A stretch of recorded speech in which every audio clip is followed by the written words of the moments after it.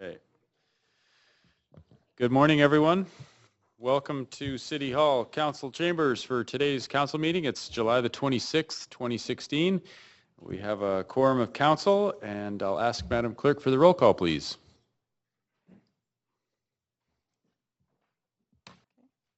Mayor Robertson's in the chair. Councillor Louis. Councillor Stevenson, absent from the chamber. Councillor Deal.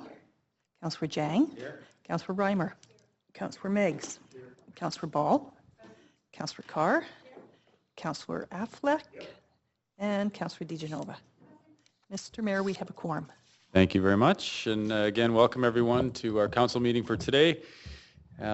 Full agenda, and we will dive right into it now with our first order of business, which is that council is required to meet in camera later this week. The reasons and authority are under the Vancouver Charter are listed in the updated agenda. Would someone move that motion, please? Councillor Louis, Councillor Jang, seconds. And all those in favor? Any opposed? And that carries. We will meet in camera at midday, just shortly after taking our noon lunch break. And we go into reviewing and approving minutes from our last cycle of meetings. Minutes number 1 are from our regular council meeting, July the 12th. Any corrections to those minutes? Councillor Deal will move it. Councillor Louis will second. Any discussion? All those in favor? Any opposed? That carries. We have adopted minutes from that council meeting. Minutes 2 are from the public hearing, July the 12th. Any corrections to those minutes? Councillor Deal moves adoption, and Councillor Meggs will second. Any discussion? All in favor? Any opposed? That carries. And minutes 3 are from the council meeting that followed the Standing Committee on City Finance and Services meeting. That was July the 13th, 2016. Any corrections? A mover, Councillor Louis will move. A seconder, Councillor Jang. All those in favor of adoption? Any opposed? That carries. And finally, minutes number 4 are from the public hearing July the 19th. Any corrections to those? Councillor Deal moves adoption. Councillor Jang seconds. Any discussion? All those in favor? Any opposed? And that carries. So all of the minutes from our past set of meetings have been adopted and go into the books. And we are on to our consent agenda items. And we have 7 administrative reports, 1 policy report on the agenda. Council has received a request to speak to Administrative Report 2. That's the RCMP Fairmont Lands Policy Planning Program. So should Council wish to hear the speaker, the report can be referred to tomorrow's Committee on Policy and Strategic Priorities meeting tomorrow, starting at 9:30. Councillor Deal will move referral to hear the speakers on that item. And a seconder for that? Councillor DeGenova. And any discussion? All those in favor of referring to tomorrow that report to hear speakers? Any opposed? None opposed. That carries. So we'll bring Administrative Report number 2 back tomorrow. And with the balance of the reports, Council may adopt the recommendations in all of those reports in one single motion. I'll just ask anyone wishes to hold any of those reports for debate, separate vote, or because of conflict of interest. Councillor Carr? Yes. Thanks, Mr. Mayor. If you could hold report number 1. I also just have a question that perhaps the clerk can answer regarding report number 3, and then I don't need to hold it if I get an answer. And it's a simple question. It does say in our agenda that this report number 3 requires 8 affirmative votes, but in the report itself, it says 2/3 of votes cast. And there's a difference, of course, in terms of how many people are present. If I could just get clarification, which is it? Is it 2/3 of votes cast or 8 affirmative votes? I believe it's 2/3 of votes cast. For simplicity's sake, we add this note about the 8 affirmative votes. But the charter does not, for any votes, they never specify 8. They actually specify it's either 2/3 of votes cast, 2/3 of votes, 2/3 of members present. There's different language that is used, and for that one, what would be votes cast? Right. I'm sorry, because we always seem to be scrambling to make sure we have enough people in the room to get 8 votes. So this is, to me, a difference from what I've seen in practice at this council. So it's on all issues, is it 2/3 of votes cast, i.e. who is in the room? No, Councillor. The language in the charter varies throughout it. So for certain types of grants, it is actually 2/3 of all members. For other, there's other language in the charter. It's inconsistent within the charter, and so we have to be specific as to what is in the charter when we're looking at the votes. Right. Well, And thank so you for that sometimes it's clarification. yeah, sometimes it is one clear, 2/3 but of thank you. council members present, in which case it can be a sliding scale. Great, thank you. I appreciate that. I don't need to hold report number 3 with that clarification. Okay. Mr. City Manager, did you? We have come across instances where there was some confusion. We could just draft a quick memo to you to clarify what it is, at what different cases call for 8 versus 2/3. Would that be helpful? Very much so, thank Okay, you. great, thanks. Okay, and Councillor Carr, did you want administrative report 1 or policy report 1? I'm sorry, administrative report 1. Okay, we'll hold that for a separate vote. Councillor Affleck. 5, please. A5. A5. Okay.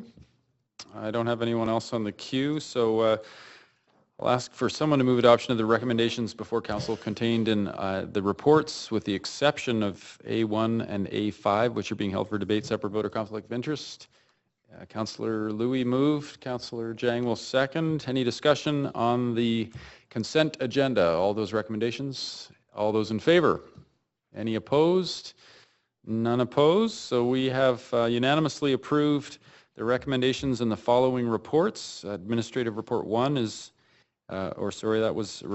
being held. Administrative Report 3, 525 Carroll Street Heritage Facade Grant.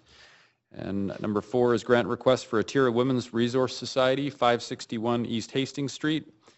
Number 6 is the 2016 Q2 capital budget adjustments and closeouts. Number 7 is 1161 West Georgia Street, and that's a new liquor primary license application.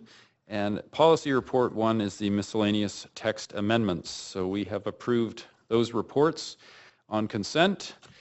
And I'll now ask, we need to look at varying the agenda for requests to speak on the motions on notice for later in this meeting. I would ask for someone to move that we consider those requests and vary the agenda. If someone would move that right now. Councillor Deal, Councillor Louis will second. And all those in favor? Any opposed? And that carries. Vary the agenda. So we've received requests to speak to motion B1. So should council wish to hear speakers to that, the motion can be referred to our standing committee on policy and strategic priorities. That's tomorrow morning as the first item of business. Councillor Louis, would you like to move the motion B1 and the referral? Mr. Mayor, just to be clear, as the first item, or should we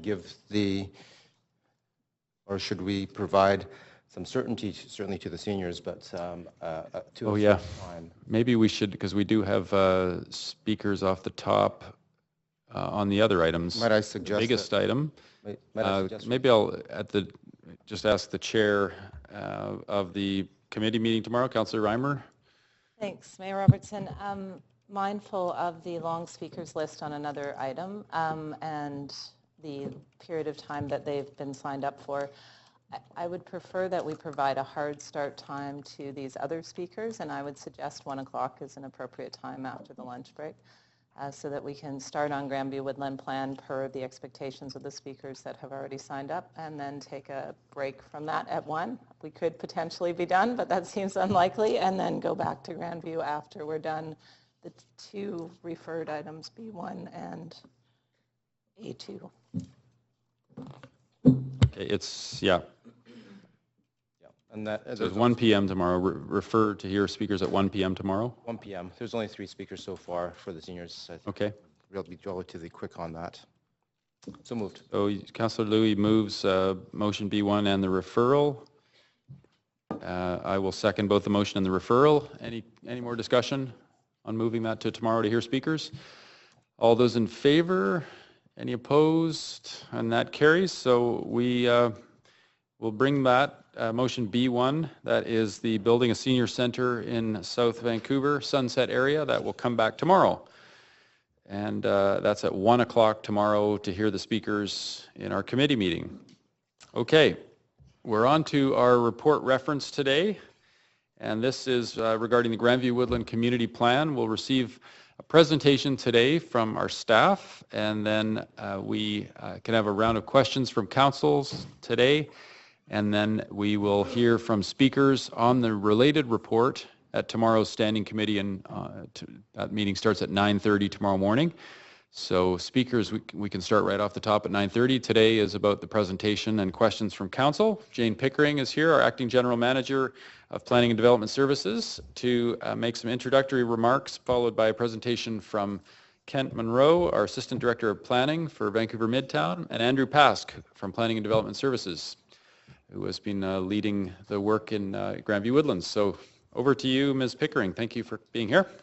Thank you, Mr. Mayor, members of council. I'm very happy to be here today to present to you the Grandview-Woodlands Community Plan. We have taken about 4 years to arrive at this point today, and our consultation has included a year-long examination by the Citizens Assembly and discussion of the community issues, resulting in a very comprehensive set of recommendations that incorporated into the report. 85 open houses, workshops, and walking tours, and thousands of responses to our surveys. The end result is a plan that respects the beloved drive, encourages gentle transformation of our rental stock, and provides for growth along our arterials and transit stations. In total, this plan will make provision for the community to welcome 9,500 new residents.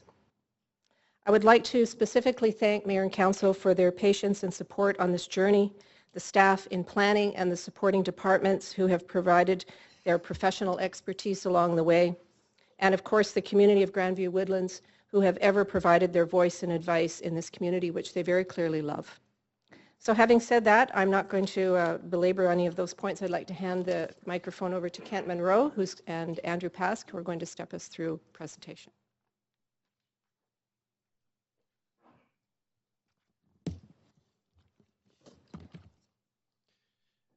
Thanks, Ms. Pickering, and good morning, Mayor and Council. I wanted to acknowledge, first of all, the staff team from the Planning Department, led by Andrew Pask, as we mentioned. Also here in attendance today are Scott Erdman, Sam Canny, and Zoe Grieg, who have been the core team in the Planning Department. Of course, this doesn't exclude all the people across all the departments that have been involved and helped immensely with the plan and helping to get us here today. I wanted to recognize them, but I won't name them all.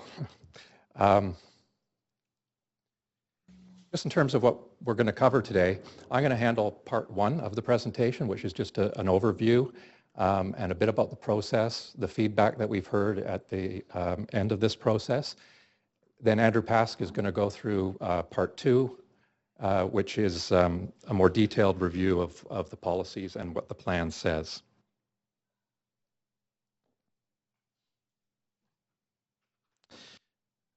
Just note for the clerk, yeah, thank you.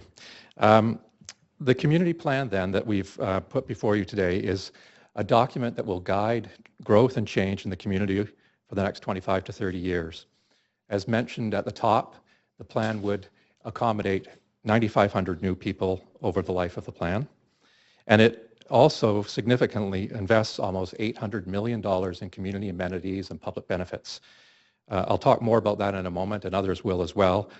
A very significant portion of that will be directed towards affordable and family housing in the neighborhood.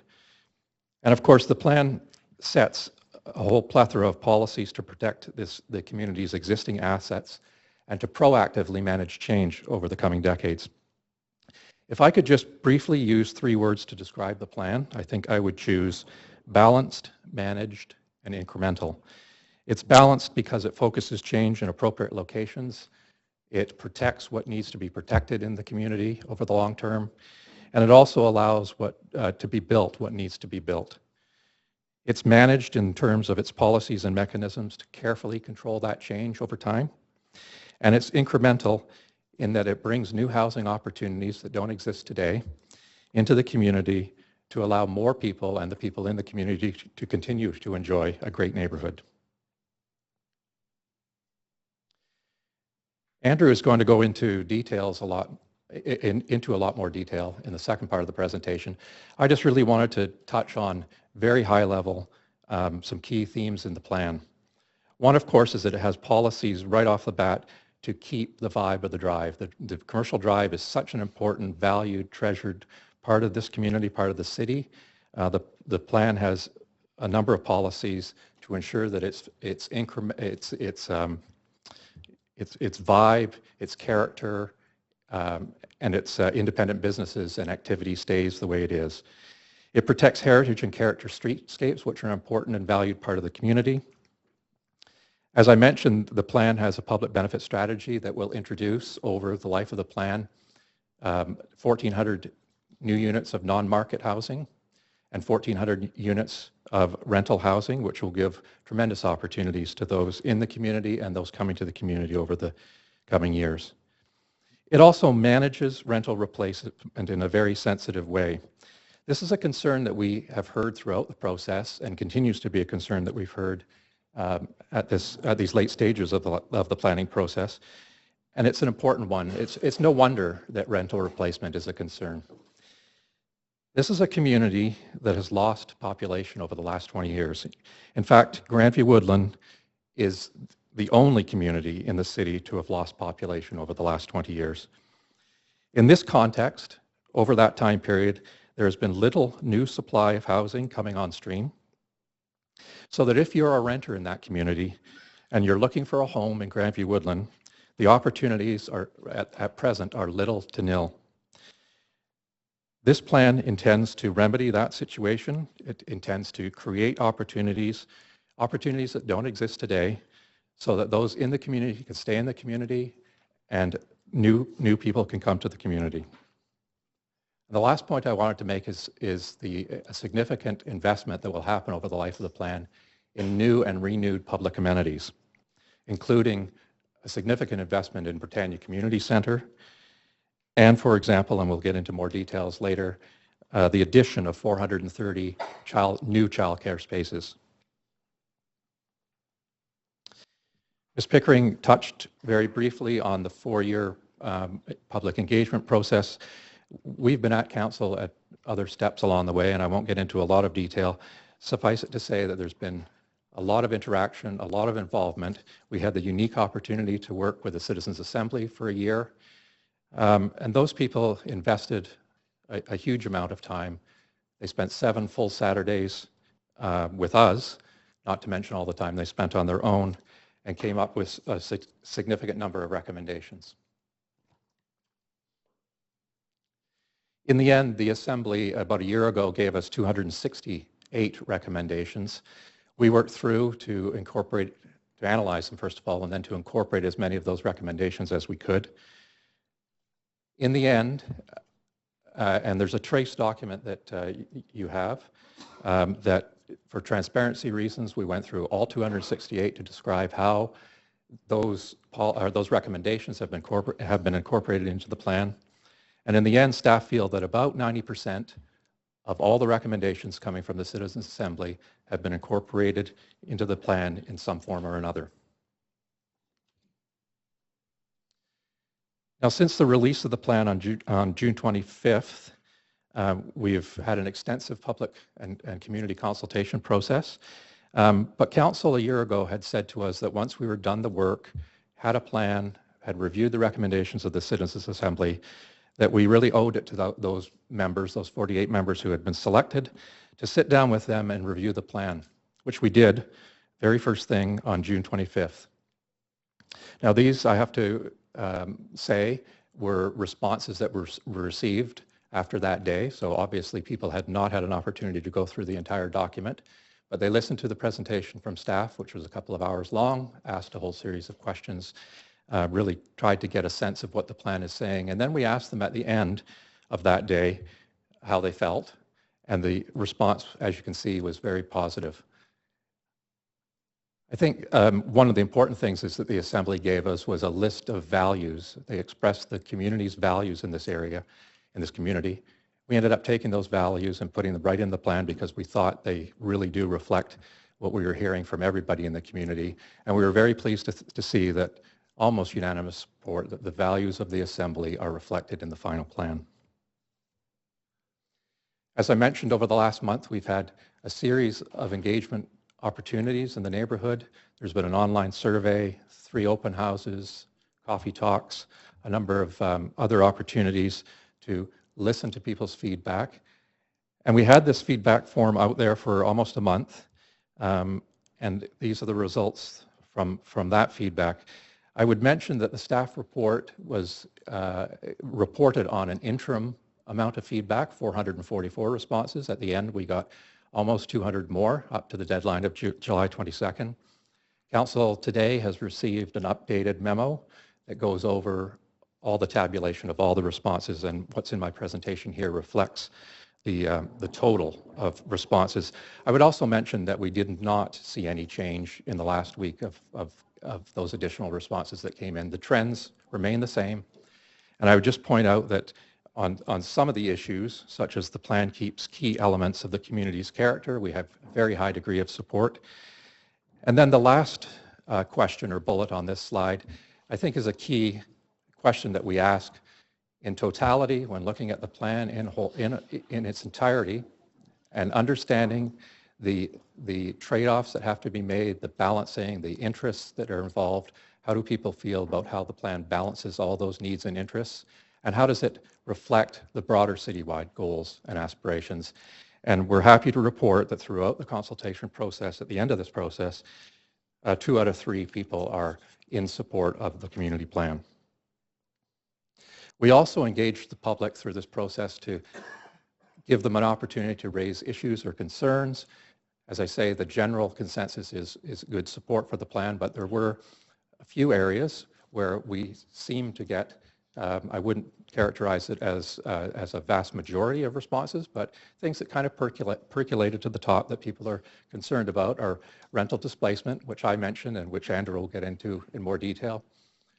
Character protection, obviously the intent to keep the character of the drive and of its neighborhoods.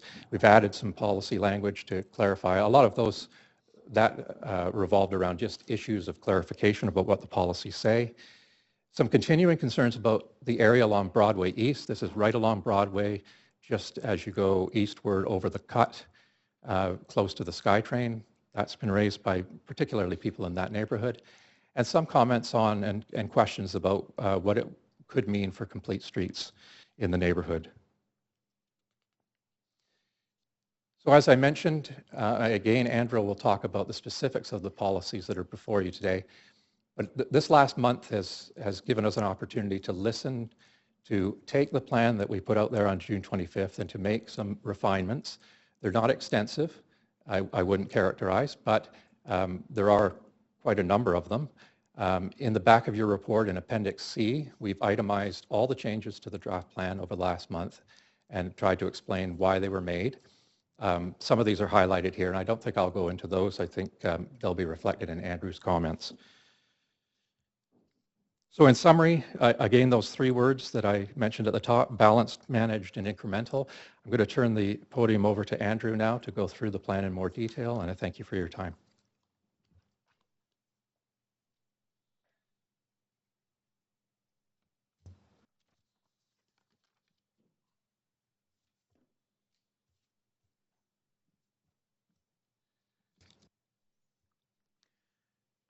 Good morning, Mr. Mayor, members of council. My name is Andrew Pask, lead planner for the Grandview-Woodland neighborhood. I'm going to pick up where Kent left off in his presentation and walk you through a number of elements in the new community plan.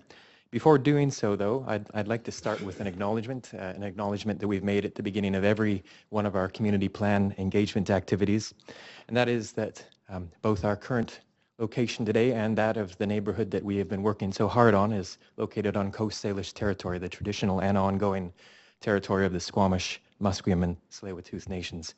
We've always anchored our planning work in this foundation, and I would be remiss if I didn't do the same today.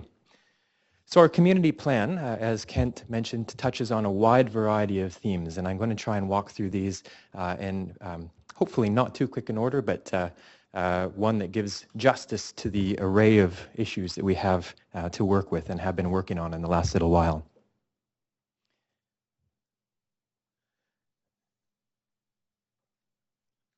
First and foremost, just a few context pieces to set the stage. Grandview-Woodland, the study area that we're looking at here, runs from Clark all the way past Nanaimo, formerly to Kamloops, and all the way south past Broadway to East 12th. These are slightly larger boundaries than the local area Grandview-Woodland, and the intent behind these was to bring planning attention to key areas, including the full extent of Nanaimo Street, crossing all the way over it, and further south so we could account for key arterials, Broadway and East 12th, and also the significant transit infrastructure that is down there. Grandview-Woodland is a neighborhood, of course, goes back to the beginning of the city's history, but of course prior to that was the terrain of the Aboriginal nations that lived here, that migrated through and have been here since time out of mind. Grandview-Woodland was an early streetcar suburb. In fact, it was one of our first suburbs in the city. It was the part of the course of the interurban line that was laid down in the 1890s and headed south into New Westminster. And it has had a storied connection with transportation actually from that point as well. The streetcar suburb really enabled a lot of early development to take place. It was at that point in time that the neighborhood acquired its name Grandview because of the prominent vistas that can be found throughout the neighborhood. And from that point as well was a source of discussion in terms of connection with the city. Grandview-Woodland was linked ultimately through the East First Viaduct, which brought more people into the neighborhood, enabled better connections with the downtown core, which is so close by, and enabled further growth. It was the site of considerable post-war immigration, and earlier this year you deliberated on the idea of an East or a Little Italy designation, and that was part and parcel with a lot of the migration that took place post-war, that substantial migration from Italy, Portugal, and other countries. So the neighborhood grew early, it grew fast, and continued to grow. As Kent alluded to, though, in recent years, Grandview-Woodland has actually seen a downward turn in its population. It has been one of the few neighborhoods that has had a declining population, and the chart here shows the last few census periods where the city has grown by about 17%. The neighborhood itself has actually declined by about 6.5%. The last 3 censuses, to put that in real numbers, have seen a drop of about 2,000 people in the neighborhood. If you characterize that alongside other midtown neighborhoods, you'll see that there is a bit of an anomaly in that respect there, where Hastings Sunrise and Kensington Cedar Cottage and even Mount Pleasant and Strathcona have seen an increase. Grandview-Woodland has taken a bit of a declining population in terms of its change. So that's one of the foundational demographic pieces that we wrestled with in the neighborhood as we did our planning work. A few other things to really note about the neighborhood. It is the site of a very eclectic, diverse population, economically diverse, and diverse in terms of employment, a lot of artists, culturally diverse as well. It's a neighborhood that has a very significant Aboriginal population. Almost 8.1% of the neighborhood identifies as Aboriginal, First Nations, Métis. And that's compared to the citywide figure of about 2%. That's about 2,000. It's the largest off-reserve population in the city. There's also a high proportion of low-income individuals and families in the neighborhood. About 45% of the city, sorry, these figures are actually reversed. 45% of the city is apologies. 30% of the city is low income, 45% in Grandview-Woodland. So there's a distinction there as well that we've tried to attend to. The housing type and tenure in the neighborhood, people will want to know a bit more about this as we go on, but very quickly, a fairly high proportion of rental households. You can see this in terms of the numbers here. In Grandview-Woodland, about 65% of the neighborhood lives in a rental household compared to 51% of the city as a whole. And so rental issues are at the forefront of the work that we've been doing in the planning activity throughout here. So these are some very cursory statistics to try and give you a sense of the lay of the land in Grandview-Woodland. What I'm going to do now is talk a bit about community-wide directions in the plan. Then I'm going to go into sub-area directions in the plan before winding up with a few remarks on the public benefits that Kent alluded to as part of our work here.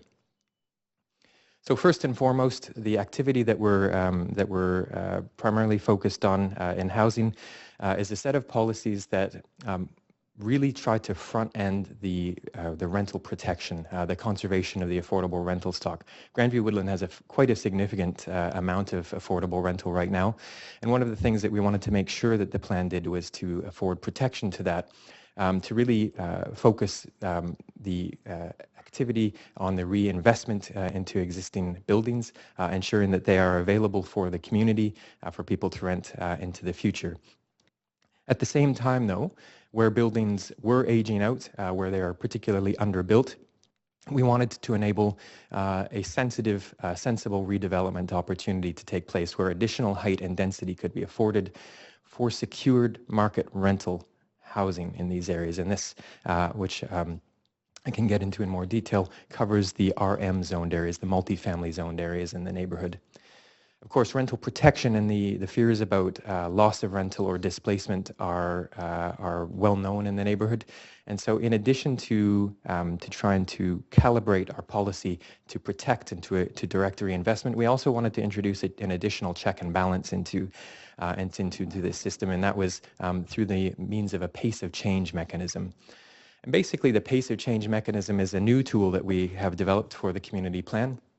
Again, it applies to RM zones. And what it does is it caps the number of projects that will be accepted, the redevelopment projects that will be accepted in the neighborhood there, to no more than 5 projects over the first 3 years of the plan, or a maximum of 150 redeveloped units. So that's an attempt to really sort of provide additional check and balance there. At the end of that 3 years, the plan also directs staff to provide an update to council about how that mechanism is working and the sort of pressures or concerns that may have arisen at that point, if any.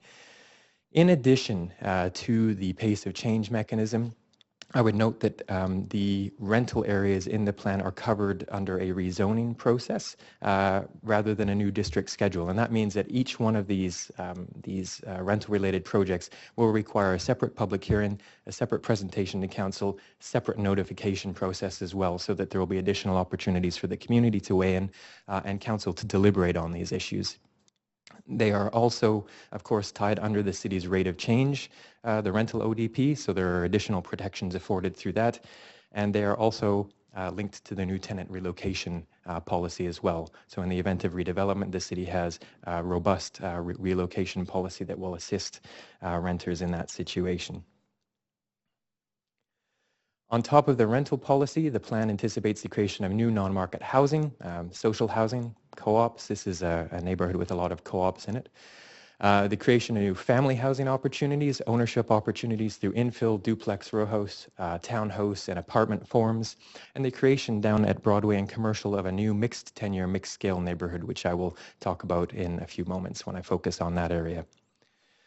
In total, the new plan anticipates 1,400 non-market units. I believe Kent used that figure as well. 1,400 secured market rental units, and a total of 4,350 units for infill, duplex, townhouse, and apartment.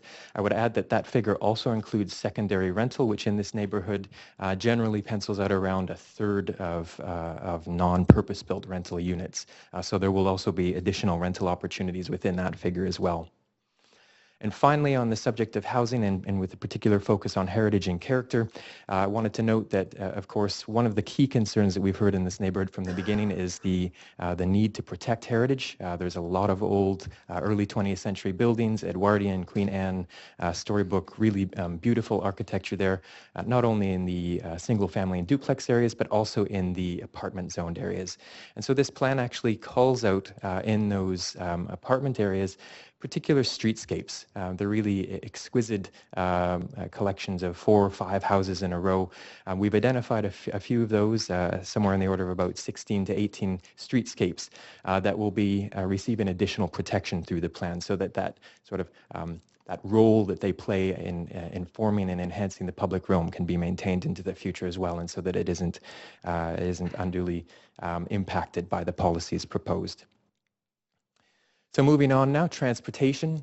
We have in the plan an array of policies here, looking primarily at enhanced walking and cycling opportunities, sidewalk improvements, intersection improvements, the completion of a cycling network in the neighborhood, and attention to safety collision hotspots. Grandview-Woodland, and in particular Commercial Drive, is the site of a number of these key crash areas, and so part of the plan's efforts are really to focus on that and to attend to those concerns.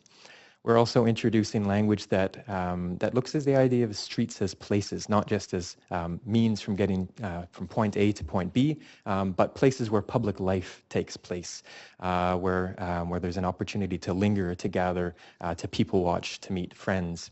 And so that is part of the lens that we're bringing to this. And of course, an array of policies as well about transit, goods movement, parking, and so on. Moving to local economy. We have in the plan, of course, I think the primary thing to note up front is an attention to reversing the declining population, making sure that there are actually population numbers that support a robust local economy, then also ensure the vitality and character of high streets and shopping areas. We are looking at the enhancement of the commercial nodes on Nanaimo and Dundas so that people in those areas have more local services to support them. The creation of a modest amount of new mixed use on parts of Broadway and some choice of use on Nanaimo and other parts of the neighborhood, North Commercial Drive. Additional protection for mom and pop shops, the beautiful array, the necklace of little shops along Victoria Drive being the key example, but there are others in the neighborhood there. The plan affords additional protection to those. And as well, looks at the creation of new office spaces. That's one of the things we heard a lot, is that Grandview-Woodland, particularly if you're a nonprofit or an arts group or just wanting to start a business, the supply of office spaces is sometimes a challenge in that regard. So we've created policy that generates new office space as part of that. And last but not least, important to note that Grandview-Woodland is also home to a array of light industrial and heavy manufacturing areas. The plan is very explicit in that it notes that these are meant to remain as job space. We want to keep jobs in the community. We don't want to send any mixed signals about the possibility of residential in this area. These are meant to be spaces for manufacturing, for light industry into the future. Public space and public life. The plan anticipates enhancing and expanding a number of parks, attention to the diversity of programming opportunities in those areas. We were asked time and again by the community, make better use of the assets that we have in the neighborhood, help to spruce up some of the parks. Grandview and Victoria received improvements. People love that, and they want to see more of that in the neighborhood. We are also looking at new plazas and shared spaces in the neighborhood. New ways and opportunities, new typologies where people can gather for markets, for places of cultural celebration. Additional street tree plantings, part of the program here, and an opportunity to enable placemaking around some of the big grand vistas in the neighborhood. So opportunities for community engagement around that. Culture and community, just sort of carrying that theme forward. We have a number of key assets in the neighborhood, and I mentioned already a high proportion of artists.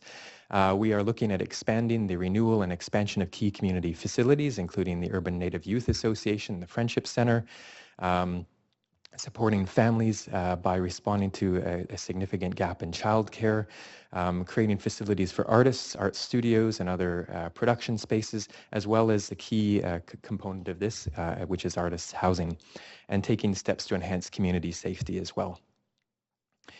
So that's a general sense of the community-wide policies. I'm now going to move quickly through the land use directions and some of the sub-area specific activities. Grandview-Woodland in our planning document is comprised of 7 neighborhoods from top to bottom: Cedar Cove, Hastings, Britannia-Woodland to the west of the drive, the Grandview neighborhood to the east of the drive, the Commercial Broadway Station Precinct to the south, and then Commercial Drive and Nanaimo running north to south there. This, of course, is a common site on the drive. It's a place of immense opportunity for celebration, beautiful, vibrant, eclectic key asset in our citywide public spaces. And our plan with Commercial Drive really aims to support that, to keep the vibe of the drive, to support the local independent business and character of the street, to provide improved walking and biking, to enable over the next few months an opportunity to kickstart a process where we reimagine the street and look at how people can get there and move through it through all modes of transportation, a complete street approach, if you will, that really aims to support everyone to get to the drive to make use of the wonderful resources that are there. Same time frame, we're looking at starting a renewal of the Britannia Community Centre. Of course, part of that was anticipated in the 2014 capital plan, but really what's needed now is a full renewal of that and a process that engages the community in that discussion. We're looking at focus change on key nodes, but primarily with Commercial Drive. We're looking at retaining for the core area there between about Adanac to East 5th, the current zoning, about 80% of that. So that's the part in the middle there in the red color there. At the north, we're looking at some additional opportunities for choice of use to extend retail opportunities north to Hastings. And at the south, we're looking at some additional opportunities up to 5 or 6 stories for new mixed use as we get towards the station. But the key point is that that the Commercial Drive core will be much the same as it is now into the future. Of course, there are a few areas that we'll talk about in more detail. I'll get to Broadway and commercial in a second. Commercial and Venables is a key topic of conversation in the community. I'm sure you've heard lots about that. We have been trying and wrestling over the last few months and years to try and find a balance in there that responds to the various issues and concerns. This is a wireframe, a SketchUp model of essentially the concept that has been proposed in the community through Venables, or through the Kettle and Boffo consortium. It is one that, as you'll see, treats much of the site as a continuous structure, breaks it up a little bit there on Venables' side, but has raised some concerns in the community in terms of its height and its massing and its density. We tried in planning, again, not playing the role of architects per se, to look at ways to approach this from an urban design perspective, to attend to the concerns around the views on the drive and the concerns around height and density, concerns, incidentally, that Council had also raised in a motion back in September 2013 with us. And so taking that as a starting point, we looked at a potential way to mass up the site that attended to some of those concerns, bringing down the height, pushing the massing of the buildings away from the drive so the views would be maintained. It's important to note, though, that in approaching this and presenting that option in the plan, that one of the challenges that is really intrinsic to this is that the concept that has been approached or presented in the community by Kettle Boffo is self-financing. It aims to renew the important Kettle facility, a real anchor in the community and a tremendous social asset, and the creation of new non-market housing. It does that through a model that is self-financing, that offsets the cost of those items through market density. And the concept that we've advanced here is not self-supporting in the same way. It would require additional funding to be brought to bear, and it would open up a funding gap. So I wanted to make sure that everyone understood that trade-off that is implicit in the plan right now. Okay, moving along. A beautiful scene from Hastings Street circa, I'm not quite sure when gas was 42.7 a litre way back in the day. These are archival photos, of course, as strange as that may sound to say. But this is Hastings and commercial.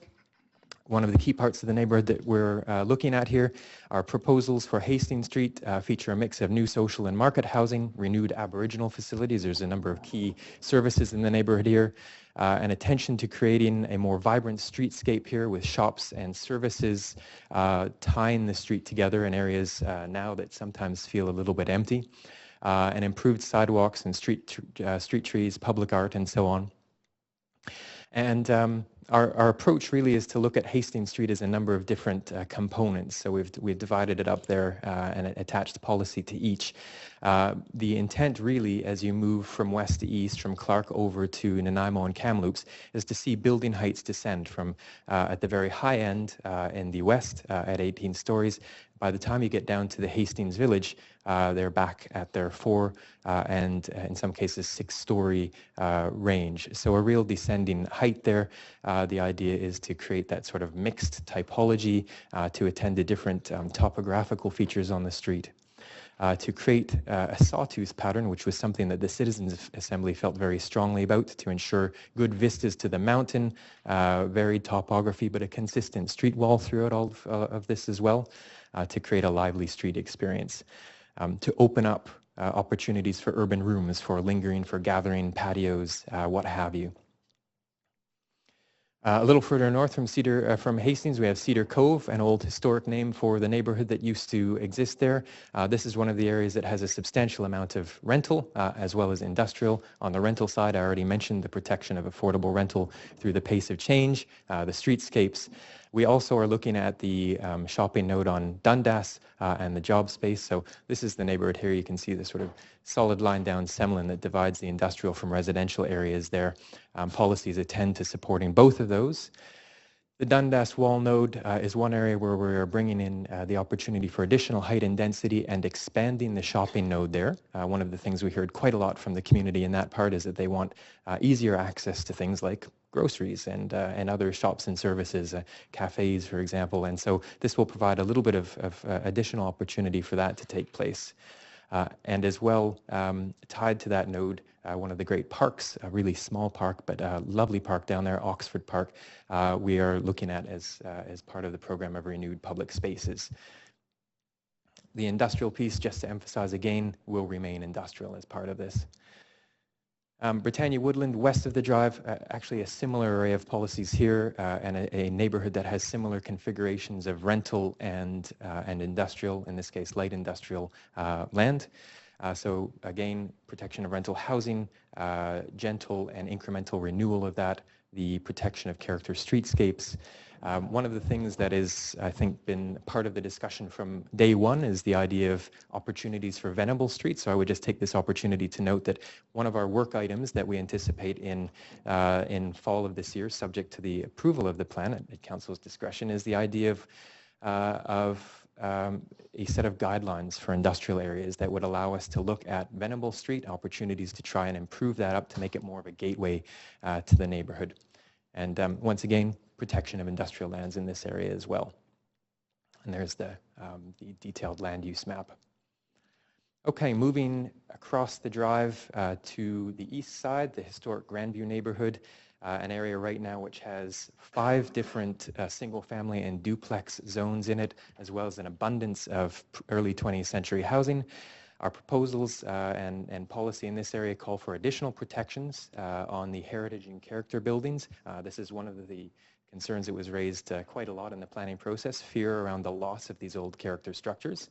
So we are taking an approach here where we are integrating the existing 5 zones into one new duplex zone that will simultaneously, for pre-1940s houses, afford measures of protection, require additional review, enable infill to take place to support the retention of heritage buildings. And for buildings that are non-character or are newer than 1940, if they come in for redevelopment, the encouragement will be to create duplex housing, sort of gentle density with additional lock-off suites for secondary rental. I guess one thing to note as well, there is some additional rental up in the northwest, so that would be part and parcel with what I mentioned for Cedar Cove and Britannia there. Okay, moving to Nanaimo Street, I will just mention this is one of the areas that we have focused a fair bit of our efforts on townhouse and family housing, duplex housing here, opportunities to, along the length of the street, create additional townhouse and row house housing fronting Nanaimo, as well as duplex housing on the streets that face north-south.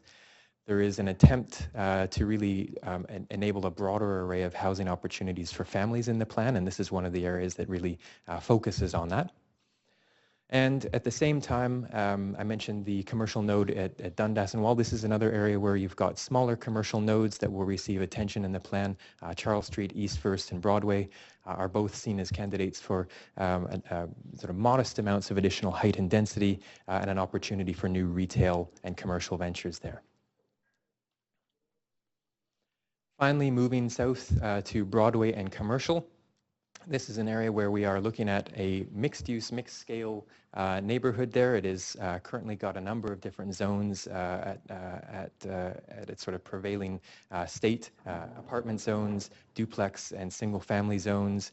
Of course, there's some major arterials running through this as well. And what we're trying to do in this is introduce new multifamily housing typologies, introduce new rental ownership opportunities as well. But part and parcel with all of this is the idea of anchoring the neighborhood around a key seminal gathering space on the Safeway site, a new plaza area there that will serve as an anchor for public life in this part of the precinct, and be the location of additional height and density around the edges, but one that really focuses activity and public life on that important area, the first 3 stories of buildings. Stepping out from there, the residential areas to the northwest and to the southeast will see buildings between 6 and 10 stories. The encouragement there is to try and create additional rental, but it does this through an innovative program where we see attention given to the opportunity for mixed tenure buildings that allow for ownership and rental to take place, so that we can try and in fact achieve a greater diversity of housing in this area. 4th Avenue and Broadway East are areas where we'll see some additional housing, multifamily housing, 4 stories, 6 stories as well. And this would bring us to typologies that see the current zoning, which is about 4 stories in many of these areas, allowed to go up to about 6 stories. It would put some of the single family and duplex houses on Broadway into this category as well, enabling some more arterial facing housing, but also enables us to do some public realm improvements on a busy arterial to try and attend to the intensity of that street as well. And finally, just to get back to the Safeway site, this has always been one of the key areas of focus in the plan. It's the biggest single site that we have in the plan right now, by way of its area, its geography. And the plan anticipates an opportunity here for higher buildings. This is one of the very few areas in the neighborhood where we're anticipating buildings above 10 stories. The program right now sees up to 24 stories on the site, massed in a way that minimizes concerns around shadowing, builds the built form program around the plaza that I just mentioned, and supports it with buildings of a mid-rise typology and low-rise typology.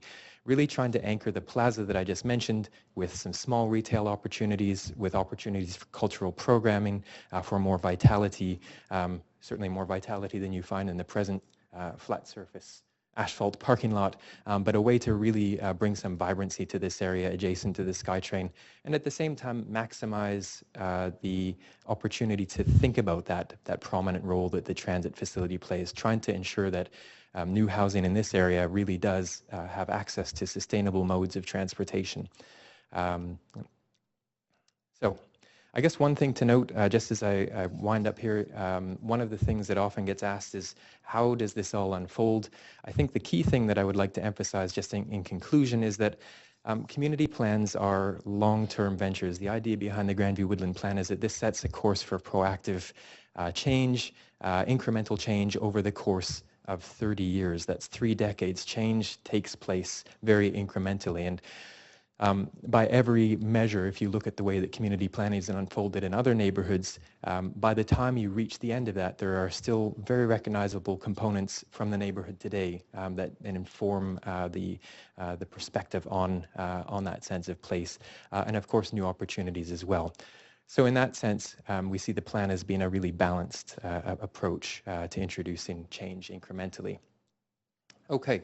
So that was the sub-area policy. Just in conclusion, I'd like to run quickly through the public benefits. Kent mentioned already approximately $800 million will be invested. What this looks like in terms of the priorities is a lot of focus on affordable housing and community facilities, parks, plaza, childcare. The full table I'll get to in a moment, but it'll be a little bit hard to read. In a nutshell, we talked about the non-market housing, the 1,400 units. The Britannia Centre renewal and expansion. Those 2 items alone will account for about 60% of the public benefits program. We're looking at additional expanded services for the urban Aboriginal community, including the renewal of the Urban Native Youth Association and the creation of a Native Youth Centre, the Aboriginal Centre renewal, and over the long term anticipate additional work with the Aboriginal Mothers Centre as well. There are 430 new childcare spaces anticipated in the plan, as well as additional renewed spaces. And there are a total of, I guess we're a little off screen here, but 9 parks that have been identified for enhancement and expansion, including Woodland, which you see in this picture here, a large park in the sort of northwest corner of the neighborhood, W.C. Shelley Garden Park. In particular, a lot of parks that are in the higher density apartment areas of the neighborhood as well will receive enhancements of one form or another, modest expansions. We're also looking at the creation of new park space as part of the plan as well. Additional plazas and open spaces are anticipated. I mentioned the shared spaces in the plaza at Safeway. We see, depending on the treatment, somewhere between 3 and 5 of these plazas being achieved throughout the neighborhood. And more artist studios. This is a key component of the plan, in addition to the artist housing I mentioned as well, the actual space for production of art and cultural practice. And in total, and again, I apologize, it's a little bit hard to read this, but the plan anticipates a total of $797 million in investment. Important to note that the level of funding generated through development in the neighborhood, the array of aspirations that were presented as part of the community plan did not balance. And so as part of the public benefits program that you'll be deliberating today, a total of about $60 million has been identified as funding that would need to come from outside of Grandview-Woodland in terms of development contributions for the plan. Again, I'll just say that our intent with all of this, after 4 years, after hundreds, if not thousands of conversations with the community, hearing a full range of perspectives on a whole manner of different issues, is to try and strike a balance. Really, I think Kent had 3 words which he tried to describe the plan. I'll just say that for us, balanced was the one word that I would zero in on, to try and meet the needs of all of the different community members and aspirations. So that is the program that we've proposed for you. I will say thank you very much for your patience as we've taken a little longer than anticipated to get here with the planning process. And of course, we can have questions now. I'll just say one final thing, if I may, by way of thanks. I think it's important to acknowledge the fantastic work of the community and all of the activities that they undertook, the Citizens Assembly, my colleagues on council here, a few key members of former staff that were fantastic, and I'll just mention Matt Shilato and Matthew Rodas, Andy Copeland and Lisa LeBlanc as key players on the team in its early years. Our junior staff, Scott, Zoe, Vincent, Sam, and of course the family and friends that have been patient with us through all of these Saturdays and evening events that we've had. So thank you very much. Thank you very much, Mr. Paskin. Thanks to you and Mr. Monroe and the whole team for the excellent presentation, and more so than that, the incredible work you've put in over the years, over 4 years of dedicating a lot of your time and energy and commitment to the community, and particularly want to acknowledge all the outreach and meetings, really deep engagement with the community and the Citizens Assembly.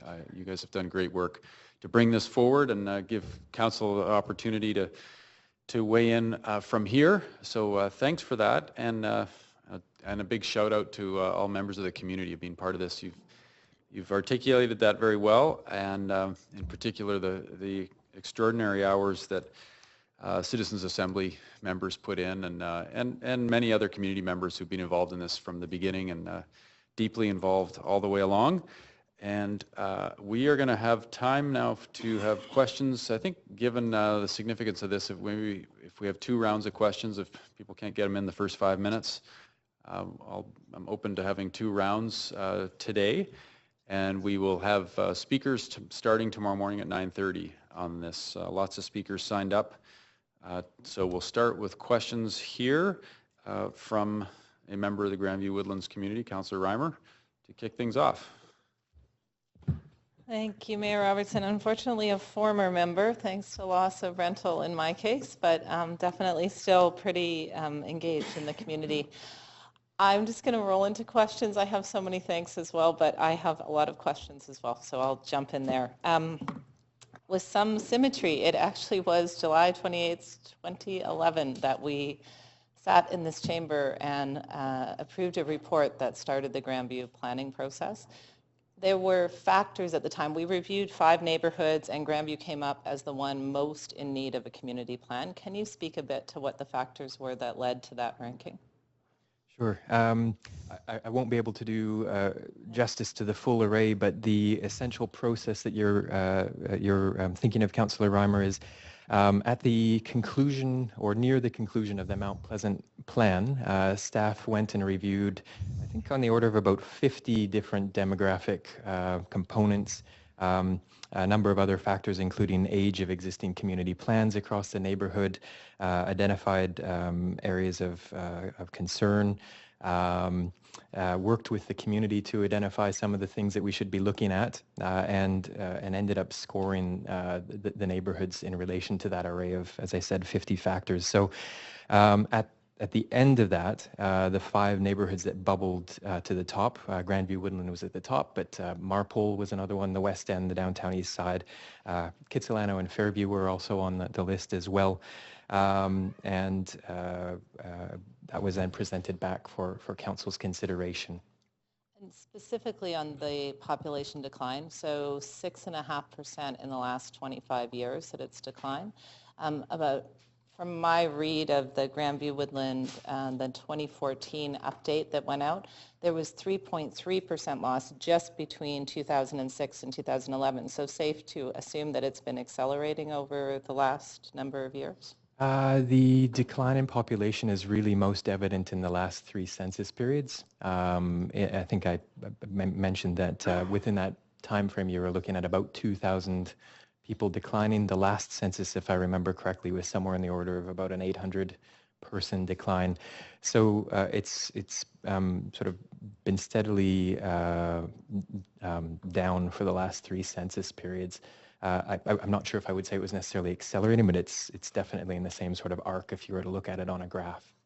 And it does seem to be weighted towards renters. So in that period of 25 years, it went from 73% renters down to just over 65% renters now? Correct. Okay. And it would be fair to assume that the loss of renters is because of a loss of rental? It's actually a little bit difficult to attribute factors to the decline, particularly when you see surrounding neighborhoods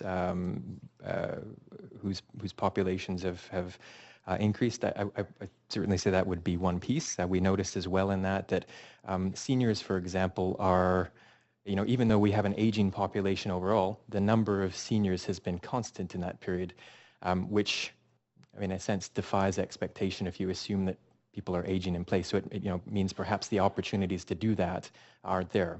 So of course that gets us looking at things like seniors housing as part of the program of activities. There are also a declining number of children and youth, some of which mirrors larger demographic trends, but also speaks potentially to the need for family housing, which is something that we've tried to attend to in this plan as well. So we've tried to parse out where we can some of the reasons for this. As you know, it's difficult to make sort of one-to-one attributions with census data like this, but that's certainly part of our work that we've been doing. Fair to say broad trends, yes, not specific for each individual. In terms of the consultation, the numbers in Grandview-Woodland, I know the downtown east side sort of gets the headlines, but Grandview-Woodlands was 45% low income, largest off-reserve Aboriginal population, 65% renters.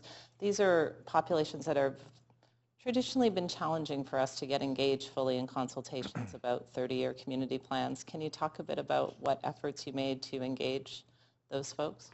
Sure, absolutely.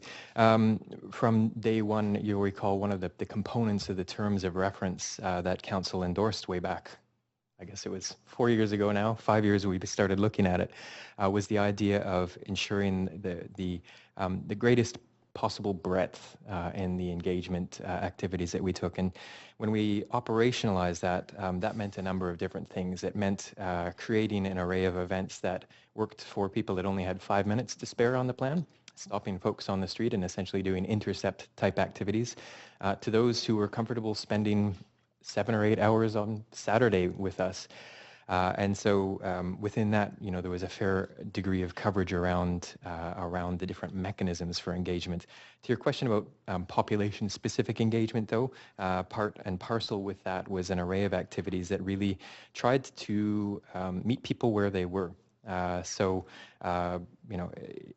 guess one key example there is with the Aboriginal communities. That meant going to the Friendship Centre, having focused discussions with members of the Aboriginal communities, with the organizations down there as well, with artists, a focus group with artists to understand their specific concerns, particularly around needs for artist housing and so on. With youth, the same, with different cultural or ethno-linguistic groups as well.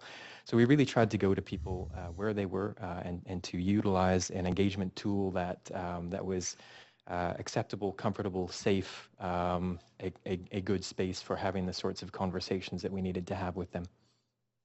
Okay, that's your first round. Thanks, Councillor Reimer. Councillor Jang. Thank you very much, and you're still standing. It's great. Couple questions really around mental health services and mental health type housing in the area. So we have the Kettle project, which you described as one that they want to make it self-sustaining. That is, it runs on its own, but yet you mentioned a gap. Could you give me an idea of the size of that gap? I'm just going to ask my colleagues from Housing to take that question. Hi, good morning. Abby Bond, Director of Housing Policy and Projects.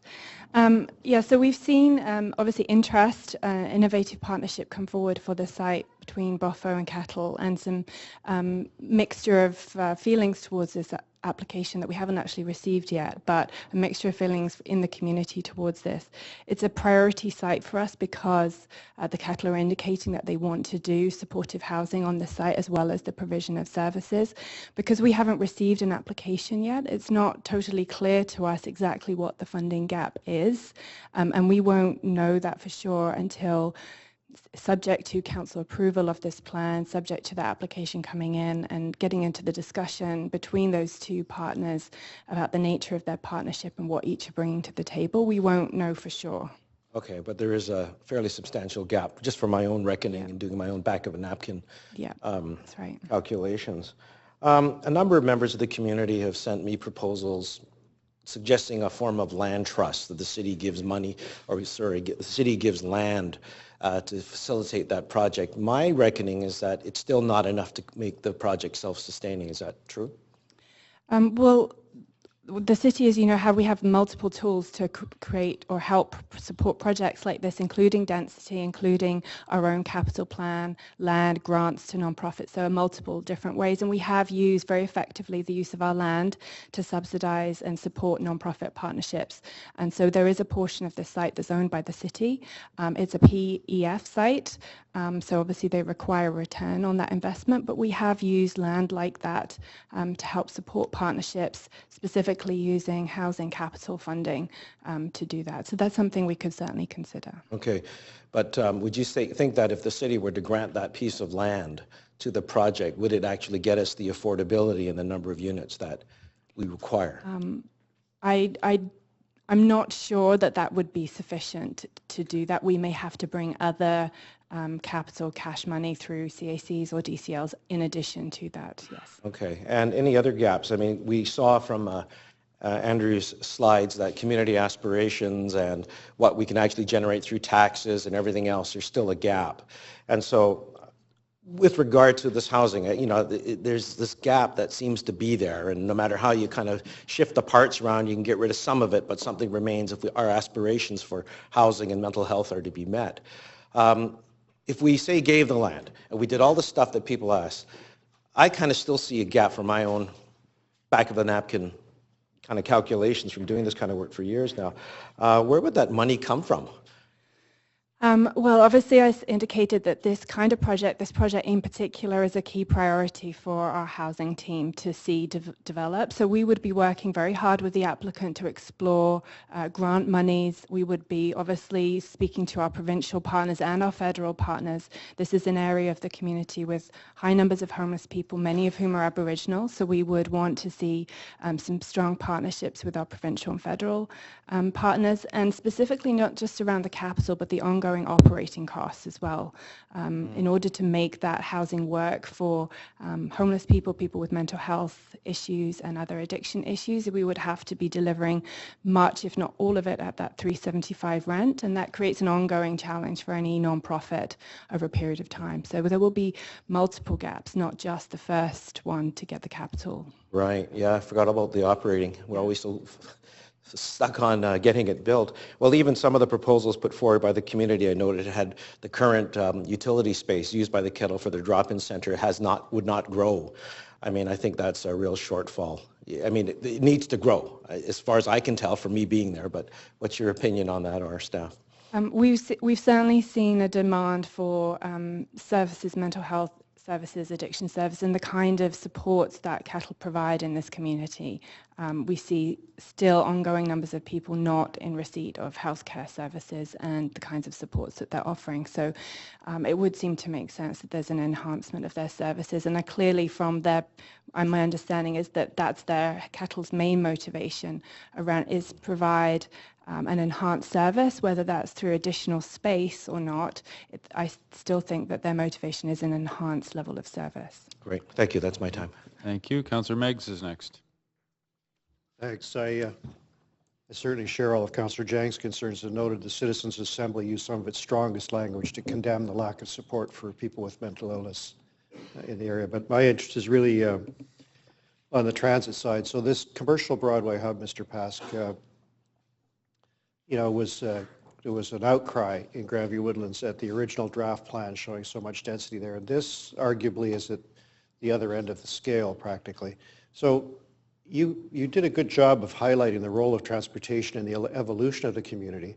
It's fair to say, isn't it, that the commercial Broadway hub is actually the central node of the entire transit system. It's the one where two lines cross.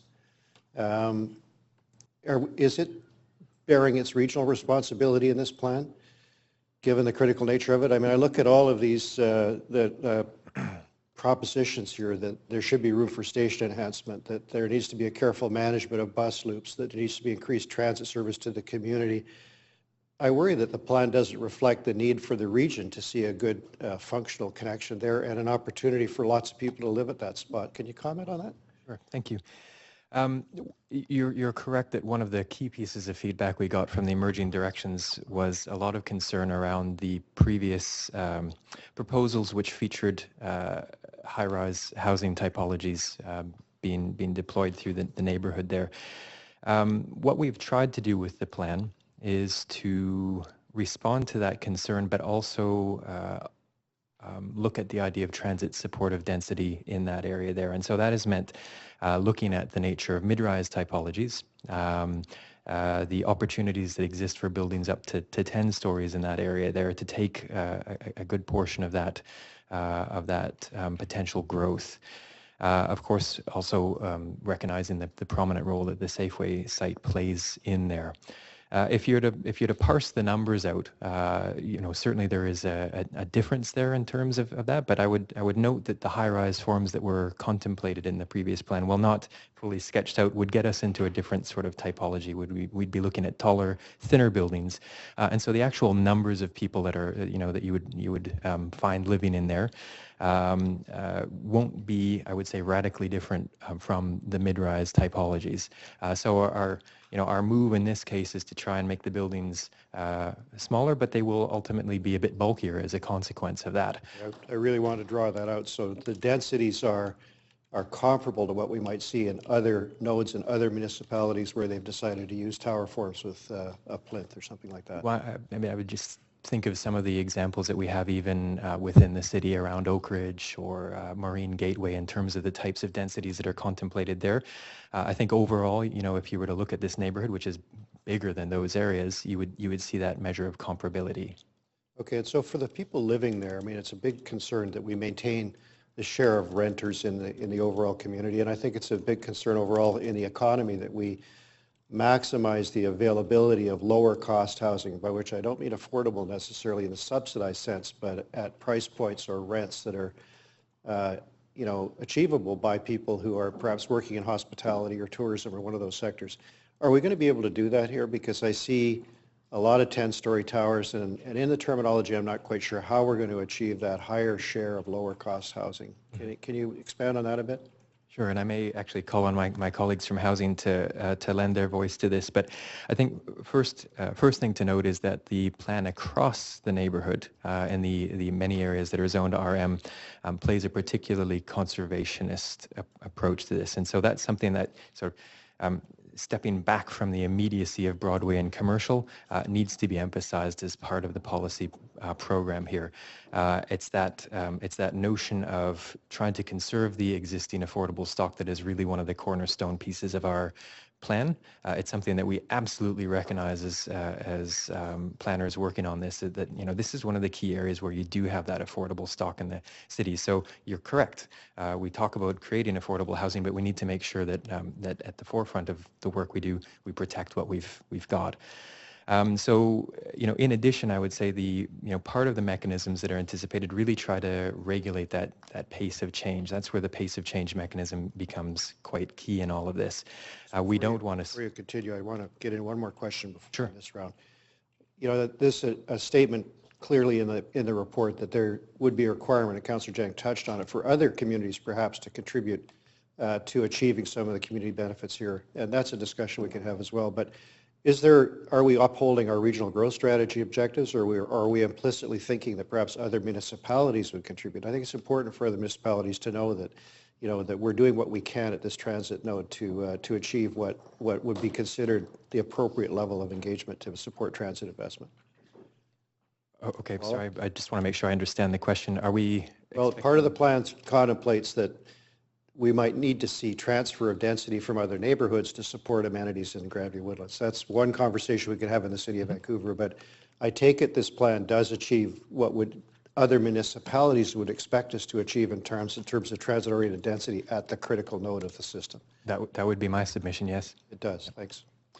Okay, Councillor Deal is next. Thank you very much. And again, I won't take all the time for the amazing number of thanks that are necessary here in the community and within staff. I'm going to focus on 3 areas, and we'll get as far as we can get. I've got heritage, I've got active transportation, and I've got arts, somewhat predictable. On the heritage front, we've been doing a lot of work in the city on our heritage action plan in the last year or two, and we've got the character home review underway right now. How will that play into the work that's being done to protect some of those clusters and individual homes throughout the entire area? We are working closely with our colleagues in heritage planning to make sure that there is alignment here. Really, in the plan we have, I would say, two distinct areas of policy that try to maintain the existing heritage clusters that we have. One is in the area that is right now RT and RS zones, so primarily east of the drive there, where you've got a lot of the historical detached housing. And so the new zone that we are proposing be developed really anchors that idea of retaining the character buildings, and I sort of say character beyond just what's on the heritage register, but buildings that are that have identified character merit. These buildings, these pre-1940s buildings principally, will be part of a new zone that really says if you've got a character building, your recourse is to one of infill and the retention of the building, because we want to see these protected. On the other side of the drive and in the other apartment areas, the RM areas, we recognize that these areas have been historically zoned for apartments. They've actually been zoned for apartments since the 1920s. Nevertheless, you still see this eclectic fabric in some cases, where you've got these newer apartment buildings and then alongside this craftsman house that's been sitting in the same place for quite some time. And so, noting that of course there's ongoing pressure on these buildings, particularly in areas that are zoned for higher densities, we took the approach of calling out specific streetscapes in particular. Now, all of these buildings will be looked at through the character assessment lens anyways. Right. But the streetscapes is an additional layer of policy that says, we've created a rezoning policy that allows people theoretically to come in to create new purpose-built secured market rental housing. These character streetscapes don't have that same opportunity. Okay. We've subtracted that set of streetscapes from the policy. Okay, thank you, because I know that I've had some concerns expressed to me about the scale, which is not necessarily character. So we'll continue with that character homework, and this plan will respect the timelines of the character home work that's underway right now. Good, thank you. And can you, what are you hearing from homeowners about that protection? Well, we did actually have an opportunity to clarify some of the original policy in there. One of the things that we'd heard in our initial consultations was a question about whether or not, how it related to the existing zoning, and what sort of avenues, did it preclude some of the existing zoning? So it's important to note that the zoning in these areas, the RM4 zoning that's underneath, or the RM3 in the Cedar Cove area, won't change. However, it was the astute observations of a few homeowners that actually pointed out some of the language that in fact was out of sync with that. So to their credit, we've actually amended that component of the policy. Yeah. Thank you. I'm running short on time, so I'm going to move on now to the culture side of things. Just a few quick questions here. One, I do know that we have a couple of pages in the appendix on public art, and I just want to make sure that as we move forward, this acknowledges some of the recent changes and emphasis that we're doing in public art around local artists, First Nations artists. It seems like a terrific opportunity for public art, which I'd love to see perhaps highlighted as we move forward as people think about how the streetscapes will be changing. So that opportunity is there and will be acknowledged with a new funding pool that we've created. Well, that's a nod of yes. Okay. The Rio Theater and other cultural places that exist now and are much adored and valued. What, for instance, let's use the Rio Theater as an example of a cultural amenity that's there now. Is it protected? How does that move forward in terms of making sure that we continue to have that lively spot there on Broadway? I'm glad you identified the Rio in particular, because that is as you noted, a beloved cultural facility in the neighborhood. I would just mention that it's also a privately owned cultural facility. So to preface my answers, I'd say the array of tools that we have are a little bit different than they would be if they were a nonprofit facility. We have spoken with the owners of the Rio Theater. They are certainly well aware of the policy there. You'll note in the plan that there is at the Rio Theater site a real opportunity to also create in the Broadway commercial area, or to sustain in the Broadway commercial area, a facility for the use of the community there. And so the plan actually looks at ways to do that specifically calls out redevelopment in the area and anchors it to the retention and reinvestment in the Rio Theater. Okay. That's my time. Thank you very much. Okay, Councillor Stevenson is next. Thank you very much. I wanted to move into the area of renters and rental accommodation. I was actually surprised to realize that we're up about 65% or close to that in Grandview-Woodlands, which is a very large number. I mean, the West End's 85%, and we look upon that as primary. So obviously this is hugely important. So I'm wondering what we have in place to protect renters and rental housing in this plan. You touched on some of it. I'll just ask my colleague Edna to answer that question. Good morning, Council. I'm Edna Cho, Senior Planner for Housing Policy and Projects. So we have a number of tools in place to protect renters. We have the rental housing stock official development plan, which calls for one-for-one replacement of all rental housing stock. This plan goes further than that. There is absolutely no net loss of rental units in this plan. In fact, there will be a net gain of 2,800 units of both non-market and secured market rental housing. As well, since 2010, last year in December, we've made some enhancements to our tenant relocation and protection policy. So we've increased the amount of compensation to tenants. We've made it more process more clear around the alternate accommodations, what's expected of developers and landlords to be provided to tenants if they are impacted from redevelopment, as well as more clear guidelines around moving expenses, special provisions for vulnerable tenants, as well as a 20% discount off the right of first refusal off a replacement unit. So those are some of the things that we've done to protect tenants. In addition, there's a robust pace of change mechanism as part of this plan, which calls for no more than 5 developments and no more than 150 units of rental to be demolished within the first 3 years of the plan. Within the first 3 years in this plan? Yeah. Yeah.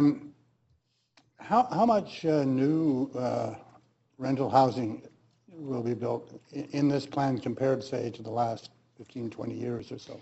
So since we've been tracking our market rental developments since 2009, there has been 3 projects with a net total of 61 units of market rental housing that's been completed. Yeah, and this plan is anticipated to deliver 2,800 units net of secured market rental and social housing. In addition, there will also be secondary rental opportunities as well. We did a little bit of work around the ownership figures, and it looks like we will be able to produce around 1,400, a little bit more than 1,400 units of secondary rental. Okay, over the past few years, you know, we've been dealing a lot with slum landlords and so on in various parts of the city. I'm wondering about the quality of rental housing in Grandview-Woodland and what issues have arisen in regards to the quality of housing in this area. And do we have any of those kind of problems, or are there other issues that have arisen as you've been? So one of the main characteristics about the rental stock in Grandview-Woodlands is that it's wood frame. So compared to other neighborhoods such as the West End, where you've got a mix of concrete and wood frame buildings, Grandview-Woodlands is almost exclusively wood frame buildings. And that means that the reinvestment in some cases is harder on a wood frame building, particularly when it's a smaller building. We're also finding that 93% of the buildings are now over 40 years old, with a significant over how many? 40 years old, with a significant proportion of them over 60 years old. So what that means is that while some of the buildings are in relatively good condition, there will be some that at the end of this plan, which is a 30-year plan, will come to the end of its useful life. So those are in general some of the bigger trends that we're seeing in the rental stock. I think I'm out of time. Thank you very much. Okay, thank you very much. And Councillor DiGenova is next. Very much. I have a number of questions, so I'll just try and power through them, but I'm thankful for 2 rounds. Thank you, Mr. Mayor. First of all, regarding family housing, would you be able to outline for me, I did read about family housing in the plan, but the percentage of family housing we would be seeing overall, the 2 to 3 bedroom units? Okay, so this plan will produce a range of diverse housing types that will accommodate families, so from infill to townhouses to duplexes to rental housing. So in this plan, we've put in place the 35% policy that we took to council a couple of weeks ago. And so what that means is that 35% of all of the strata developments will be required to be 2 or 3 bedrooms. So it's 25% minimum 2 bedrooms with a 10% minimum 3 bedroom. That's a minimum. And then a 35% requirement for 2 or 3 bedrooms in the rental stock. Thank you. A follow-up question to that, and I had asked it a few weeks back when we were speaking about inboard bedrooms or daylighted bedrooms. I'm just wondering, I heard from staff that was a possibility that we would be hearing back with more information on design guidelines within a year. If that was a recommendation, would it be too late to include that in the plan moving forward? Or I'm wondering if the plan as it's stated now, because right now we don't have micro suites, if those are if that's something the city moves forward with, is there room in this plan or is that set? So there would be room in the plan if indeed we went that direction during the upcoming review of the family guidelines. The way the plan is stated is it talks about, the high density for families with children guidelines. So if that gets updated or replaced, it would just refer to the new plan. And during the upcoming process, we would make that explicit, what parts of the communities and areas of the city that those design guidelines would apply to. Could you elaborate a little on townhomes? What we would be seeing in this plan for a new stock of townhomes? So there are opportunities in nodes around Nanaimo and in the Broadway transition area. As well, there are opportunities for lock-off suites in those areas. Thank you very much. Just recently in the media, it was reported that red tape is holding up permits throughout Vancouver municipalities, that 108,000 units have been held up, and a number of those have been in Vancouver, and that is unfortunately increasing the pressure and unaffordability on people. I see here that we've already set targets for the first 15 months, what we would see.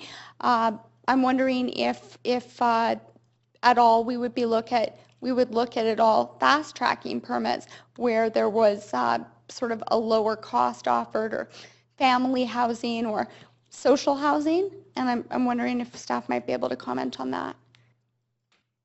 Councillor DiGenova, the ability to deliver housing isn't just the ability for the city to issue permits. It's also the ability of the people who are building the housing to be able to build the housing in order to get the staff in place, the builders in place, the land in place, et cetera. So certainly it's a much more complex thing than just municipalities are not able to process permits.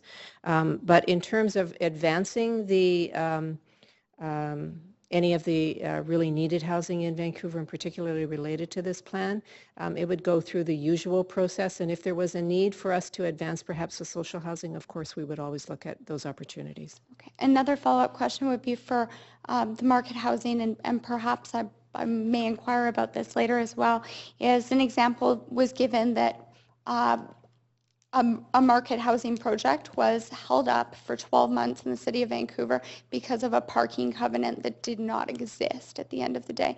As we move forward, and we just increased rezoning fees by 30% and permit fees by at least 10%. Is this something that planning and development is working on and moving forward to ensure that we maximize affordability and get these homes online as quickly as possible, understanding that developers do pass costs on to the market, including renters?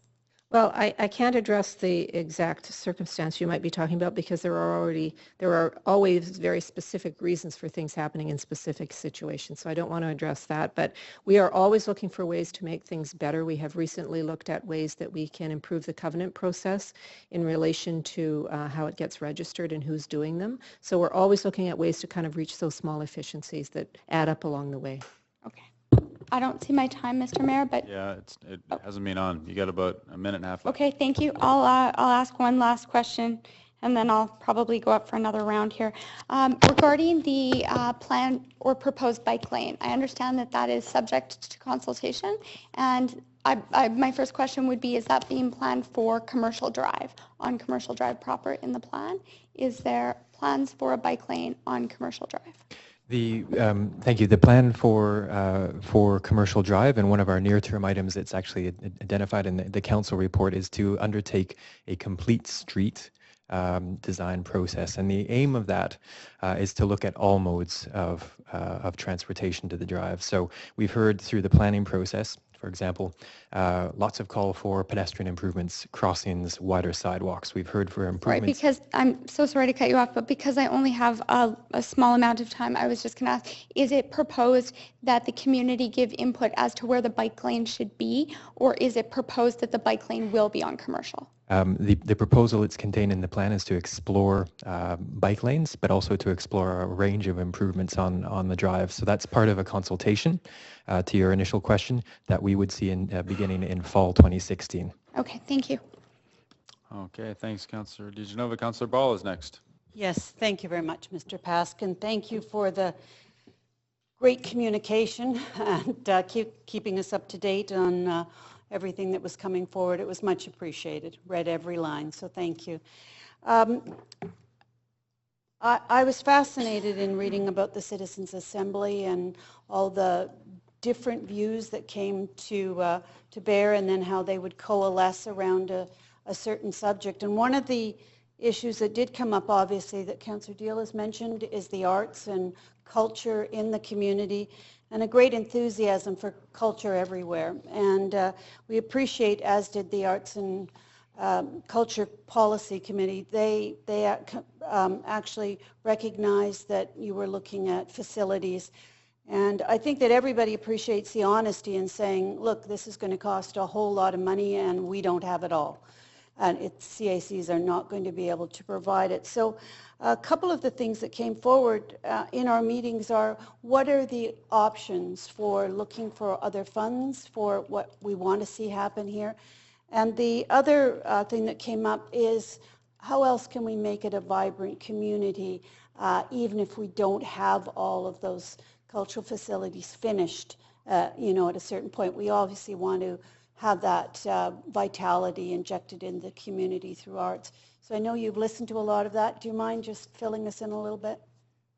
Absolutely, and I think one way that I would answer that question by saying is by saying that to a certain extent the table of line items that you see in the public benefits strategy blurs a little bit the way that arts and culture is integrated into so many different things, including parks and public spaces and streetscapes, and so you see in the plan spread throughout it things that I actually would describe as being key components of vibrancy, vitality. Looking at Commercial Drive as a complete street, just to pick up on the question that Councillor Di Genova just asked, is one of those things. It's about making sure that the street is a lively place for gathering, for celebrating, for cultural activities as well. But that's not sort of incorporated in the figure that you see there. So I would just offer that sort of note as a way of explaining that that there's a lot, as you know, to arts and culture and the way that it integrates itself into the life of a neighborhood. And to your other question, are there other opportunities? Absolutely. We have within the city an array of tools around capital grants and ongoing grants that are available to nonprofits. That's certainly one thing to think about there, as well as the ongoing support that we provide key assets that already exist in the neighborhood, like the recently reopened, well, I guess a few years now, York Theatre, the greenhouse at the cultural facility, some of the other levers that we talked about earlier with respect to the Rio Theatre as well. So there is a portfolio of things that could be brought to bear with this. So we'd be working with the organizations who have grown up in Grandview-Woodland to try to help them do more. Correct. That's part of our ongoing work, yes. Excellent. And one really quick question is about the youth. And just in terms of reading the report so carefully, I'm really interested in knowing what we're doing throughout. Obviously, Britannia is one aspect of youth. But in terms of, are we able to look at smaller venues like in Montreal, where they have the houses of culture, the Maison de Culture, or those kinds of services that are dedicated towards youth throughout the whole Grandview-Woodlands rather than just in one destination area? Absolutely, and I would say the plan anticipates a few key areas that are focused on youth. Britannia, I would say, is actually a key one. It's currently one of the key places where youth-related activities and programming takes place for youth in the neighborhood, but also youth actually coming from across the city. The Latin American Youth Program that they have there is a key example of that.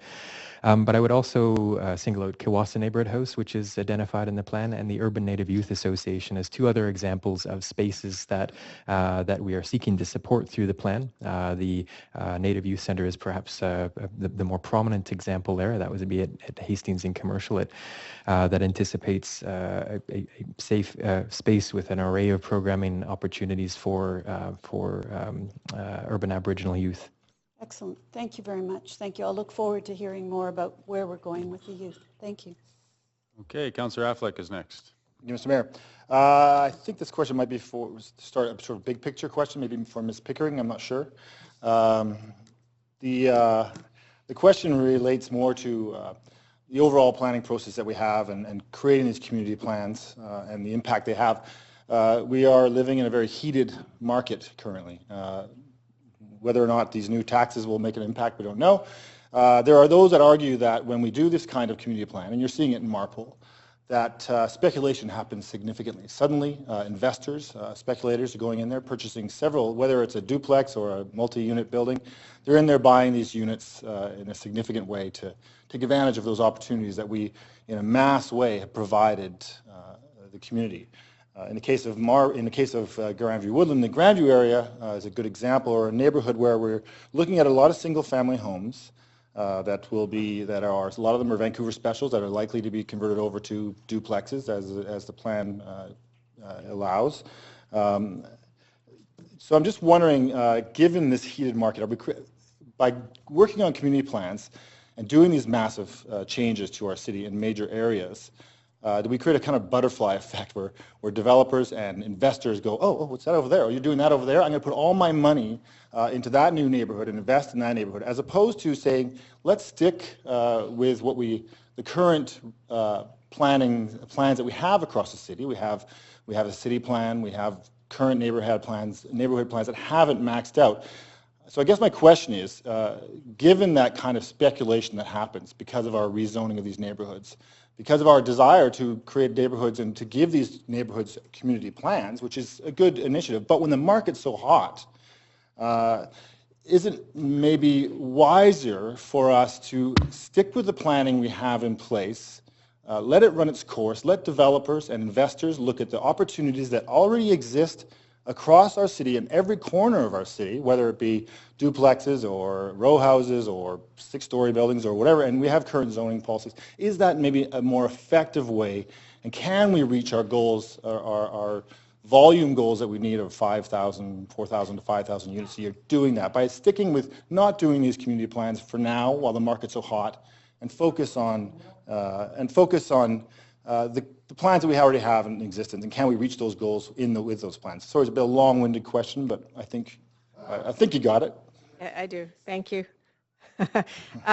I think in an overheated market, in a very hot real estate market, Councillor Affleck, there is going to be speculation no matter what you do.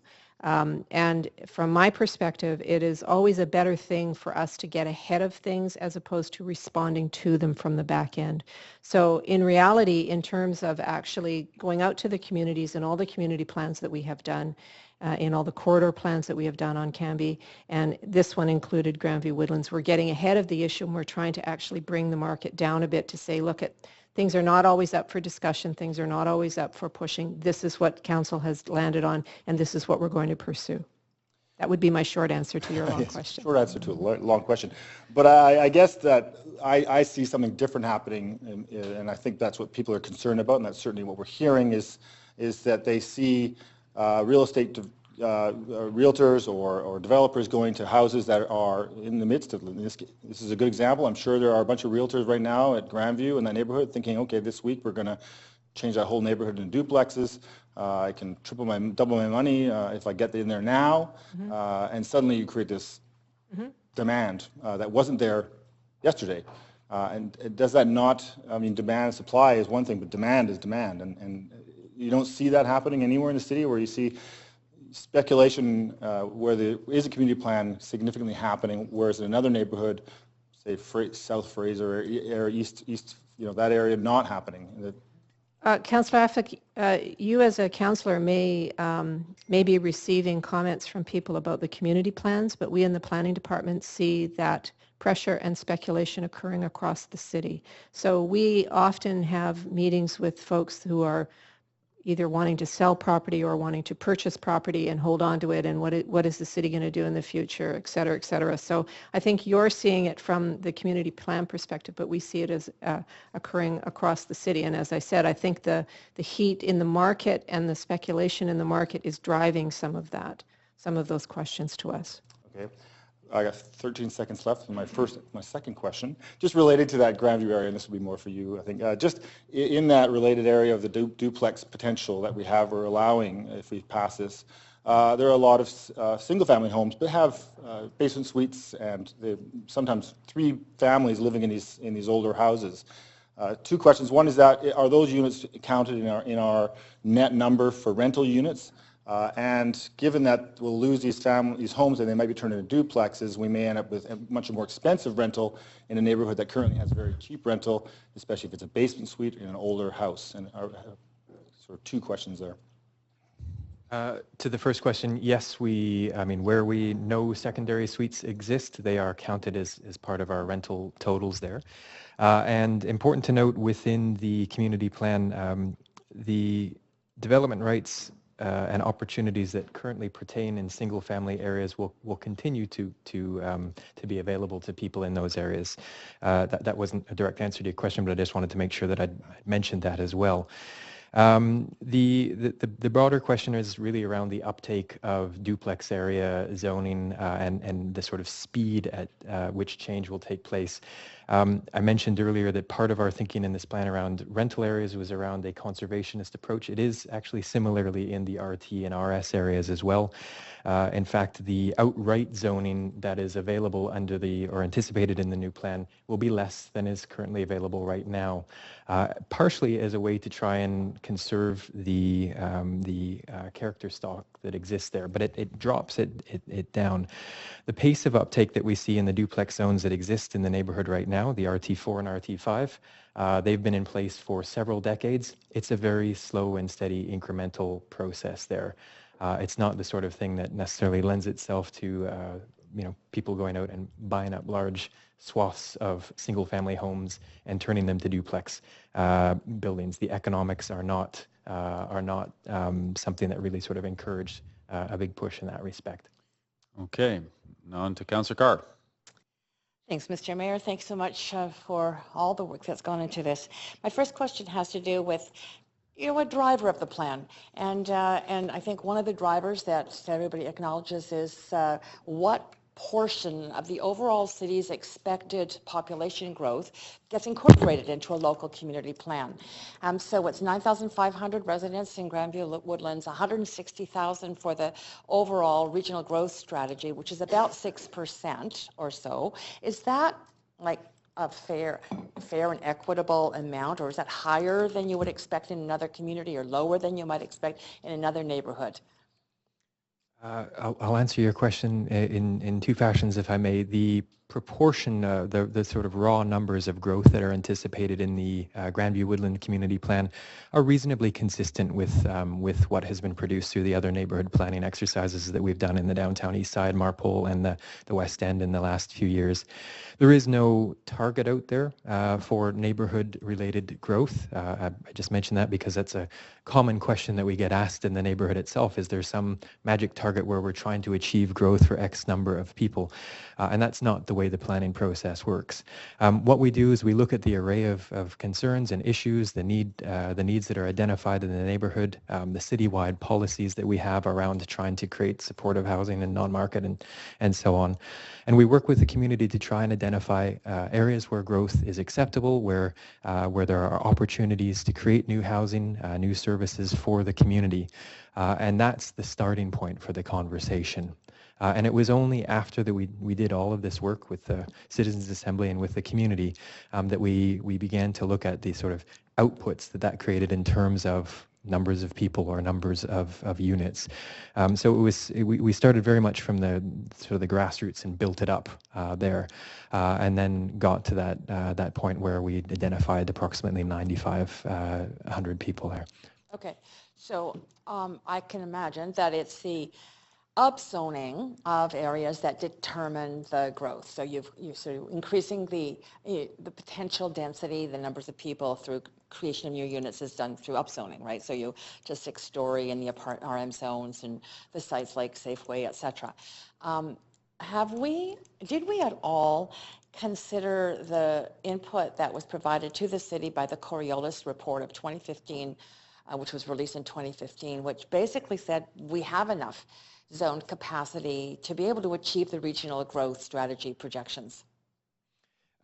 I can't speak to the overall Coriolis report, and I might ask one of my colleagues to do that as well. I would note, though, that zone capacity can be a particularly distorting number when it comes to looking at the potential that exists in a neighborhood.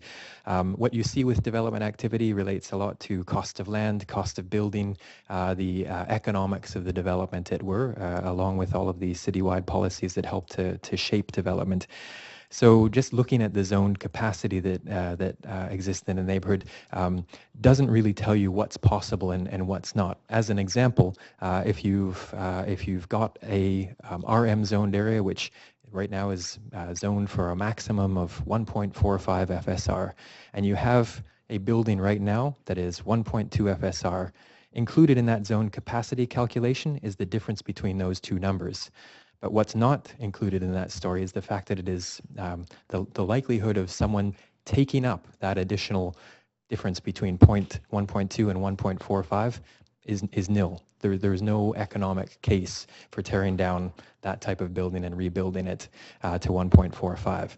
So we've always tried to caution people from putting too much stock in that idea of zone capacity because of that, the ability to distort the picture about what's possible in a neighborhood. Instead, we said, what are the issues here? What are the concerns? What type of housing do we need to achieve? Where do you see the areas of shortfall? And use that as the starting point.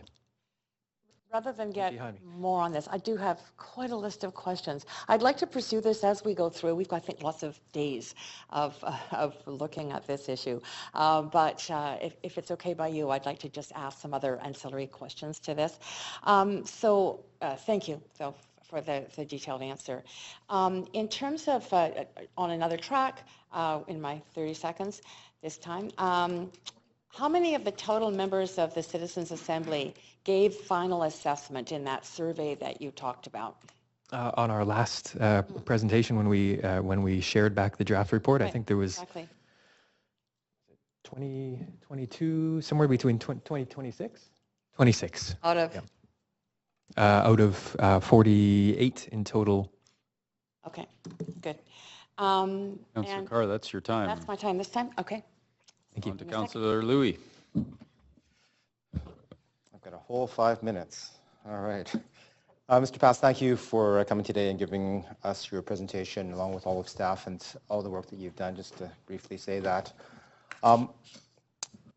Save my thanks for the community and everyone else involved when we actually get into debate.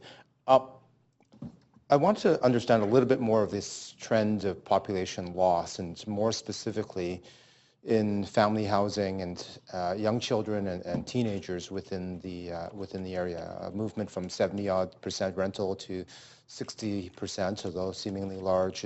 I think it'll be disproportionately representative of family housing or families and children. And I want to understand what we're doing specifically. I know that 2,800 units of rental, for instance, are being created as part of this, and the number of percentages as articulated, 25 and 10% for 3 bedrooms and 2 bedrooms. But where are they located, and will that reverse the trend? Is that sufficient to reverse the trend in loss of families within the area? I guess the way I would answer that is by saying that the intention of the plan is to create a variety of different opportunities for families throughout the neighborhood.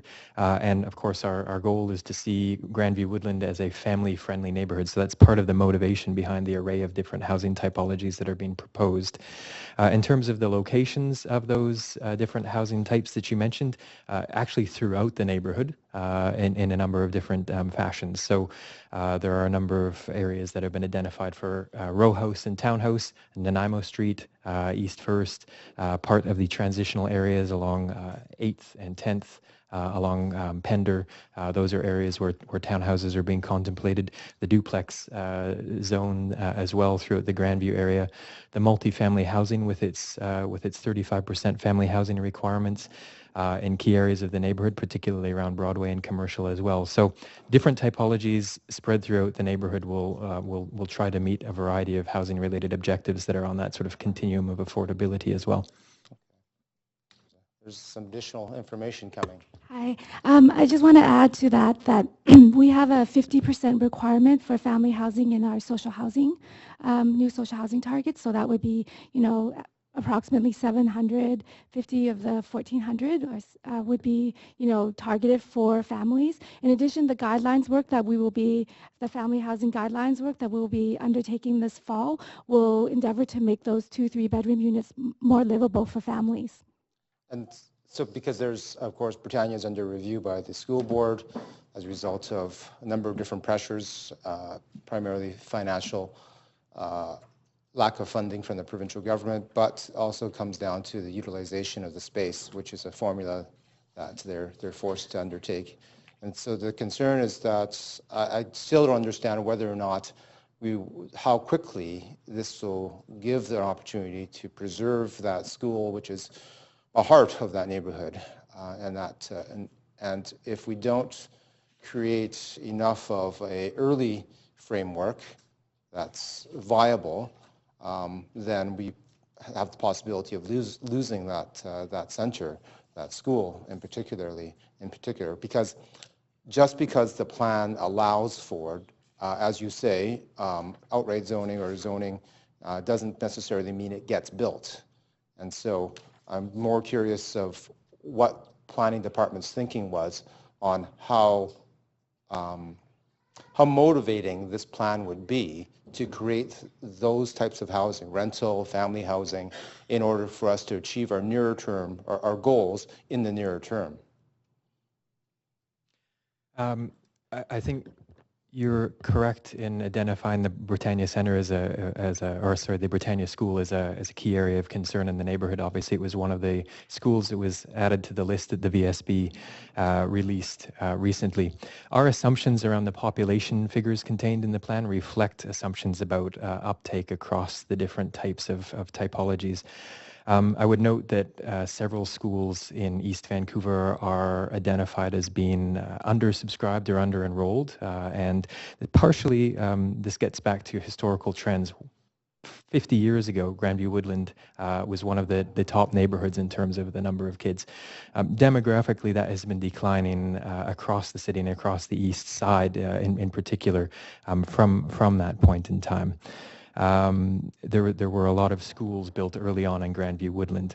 So important to note some historical context for that.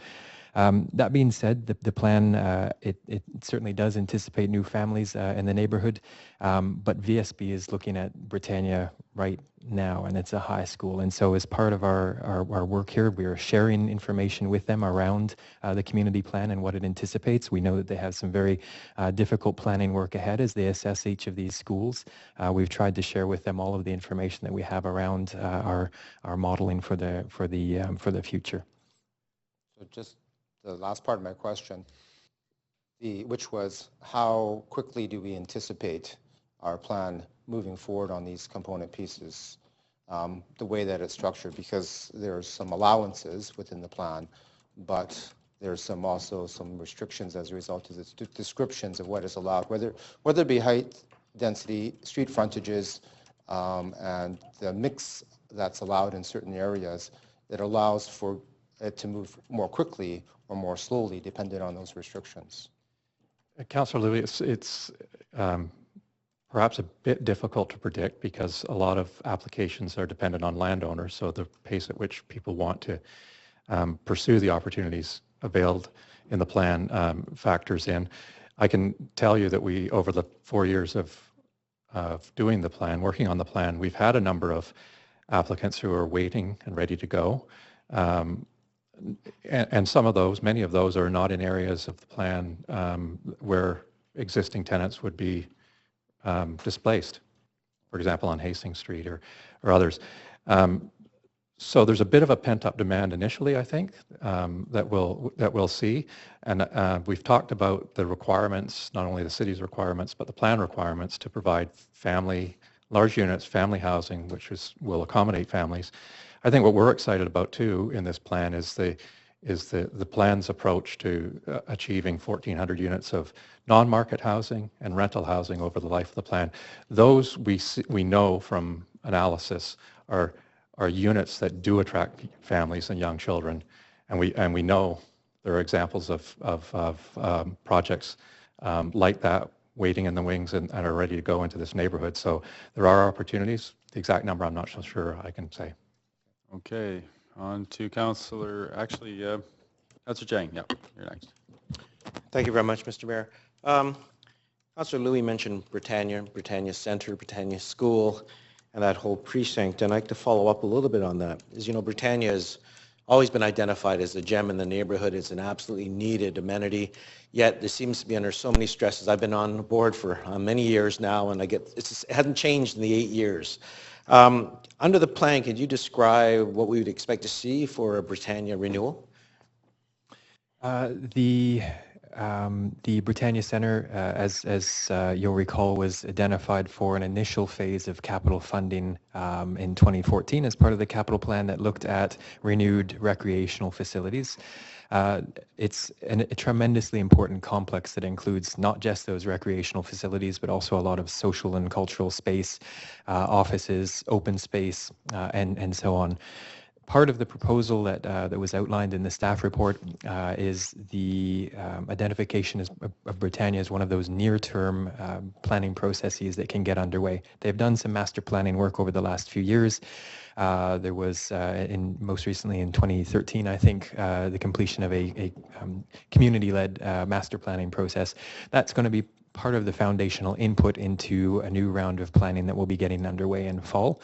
The intent there is to actually ask the sort of question that you just did to the broader community and help to develop a program of activity for the next few years for planning and renewal of that site. Okay. Thank you very much. Looking forward to seeing that. Now, the other question I have really has to do with parking. Like, I know we've talked about active transportation, pedestrian things. We hear arguments for and against bike lanes and all that kind of stuff. How much? I haven't heard much about parking, and really that comes down to the nub of many of the discussions. What can you tell me about plans for parking in the area? I mean, I understand that there'll be adequate parking, but maybe we can expand on that a little bit. Sure. Actually, I'm going to ask my colleague Lon to take that question if I could.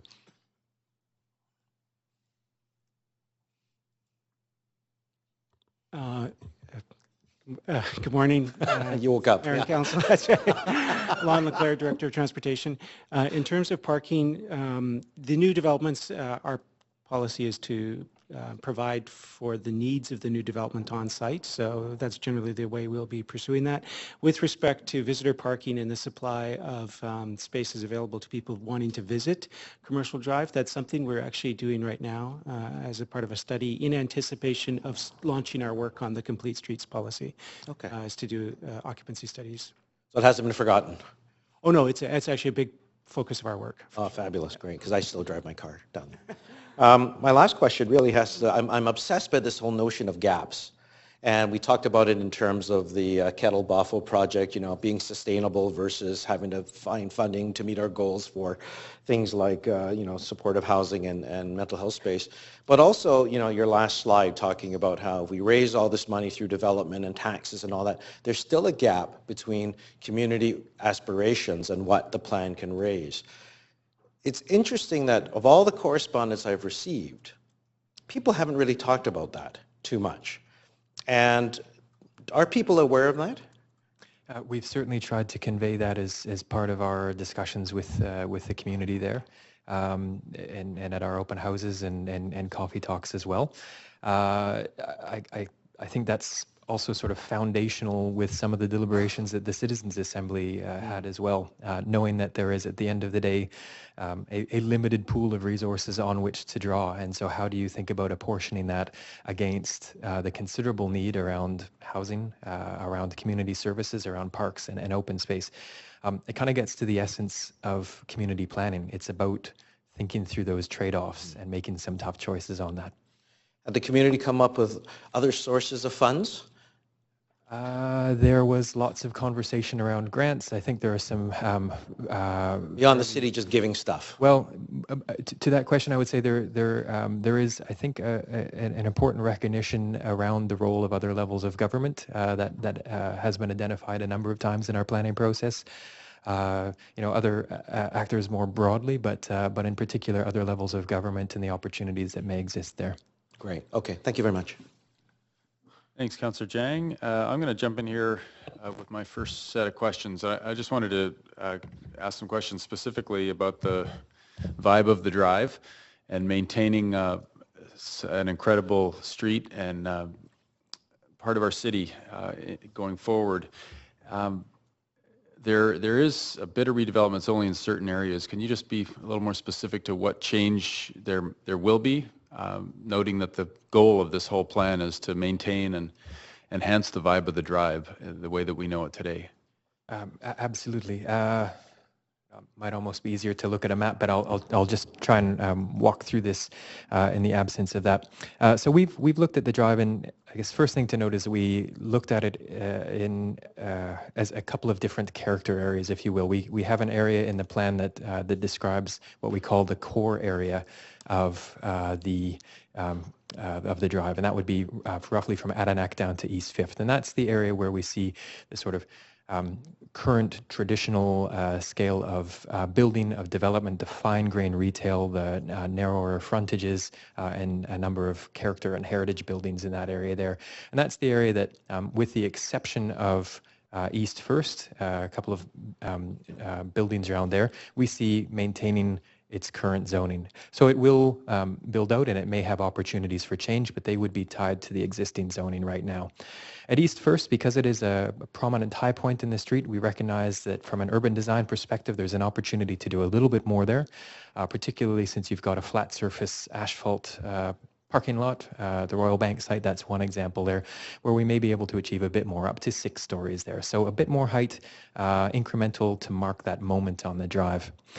To the south of the core area, from roughly the Grandview cut to East 5th, we've suggested that there's an opportunity to start transitioning up in height again to 6 stories max as you move towards the Broadway commercial station. Similarly, on the north end, north of the core area, Adanac to Hastings, this is an area where actually there was a lot of discussion. Citizens Assembly had identified that as a new mixed-use area, opportunity for new retail there to try and connect the 2 high streets on Hastings and Commercial together. We are suggesting something slightly more incremental, and that is the choice of use there for ground floor retail, but also an allowance for up to 6 stories in height there, again transitioning as you go north. So the core area maintains the same, but there's a little bit of an anchoring of additional height up to 6 stories on either end. Okay, that's helpful. Thank you. Maybe a quick question just in terms of public plazas, and we having just opened the Jim Diva Plaza yesterday with Pride Week starting. To I think a lot of positive feedback. Are there opportunities along the drive itself, or the plaza and park additions more spread throughout the neighborhoods? No, along the drive as well. We recognize the opportunity for a hard surface gathering area at the Safeway, at the sort of southern end. Mm-hmm. But then as you move north on the drive, we've identified the Napier Greenway, which really functions as a plaza now, primarily hard surface area there on Britannia, as one potential area for renewal and possible expansion as part of the overall package of activities that take place with Britannia. Further north still, there has been some discussion around open space and a potential small gathering area as part of the Kettle renewal. Possibly looking at that street, Commercial Drive between Adanac and Venables, not the diversion, but the small street beside Uprising Bakery, potential area for pedestrianization, something more like a shared space approach. And then down at Hastings and Commercial itself, we've identified potential plaza area there on the northwest corner, one that could potentially be tied to some of the renewal of the Aboriginal facilities there, be programmed in that fashion. Okay. Just switching gears, thanks for that. Co-op housing, just a question on how, we obviously hear a lot of desires to see more co-op housing built, and there's lots of co-ops in Grandview-Woodlands. Can you just speak, Ms. Cho, could you speak to the opportunities or where co-ops fit within the plan going forward? So there are currently 440 units of co-ops on 20 sites, and part of the 1,400 number of non-market housing assumes some redevelopment of non-market housing sites and co-op sites as part of that. The plan has a policy in place to allow redevelopment of existing non-market housing to provide some additional height and density with the goal of preserving the affordability in the long term. So if people want to come, if co-ops wanted to come forward or non-market housing to look at a renewal plan, we would definitely help them facilitate that. Yeah. Okay, but that would come from co-ops organizing in the community and shooting for redevelopment with co-op structure to get more co-op housing on the existing sites. That's right. Yeah. Okay. Yeah. That's There's good. also the policy we have in place does allow for any new non-market housing, opportunities to be entertained. So there is, a rezoning policy in place to allow for some additional height and density to be considered for non-market housing, including co-ops.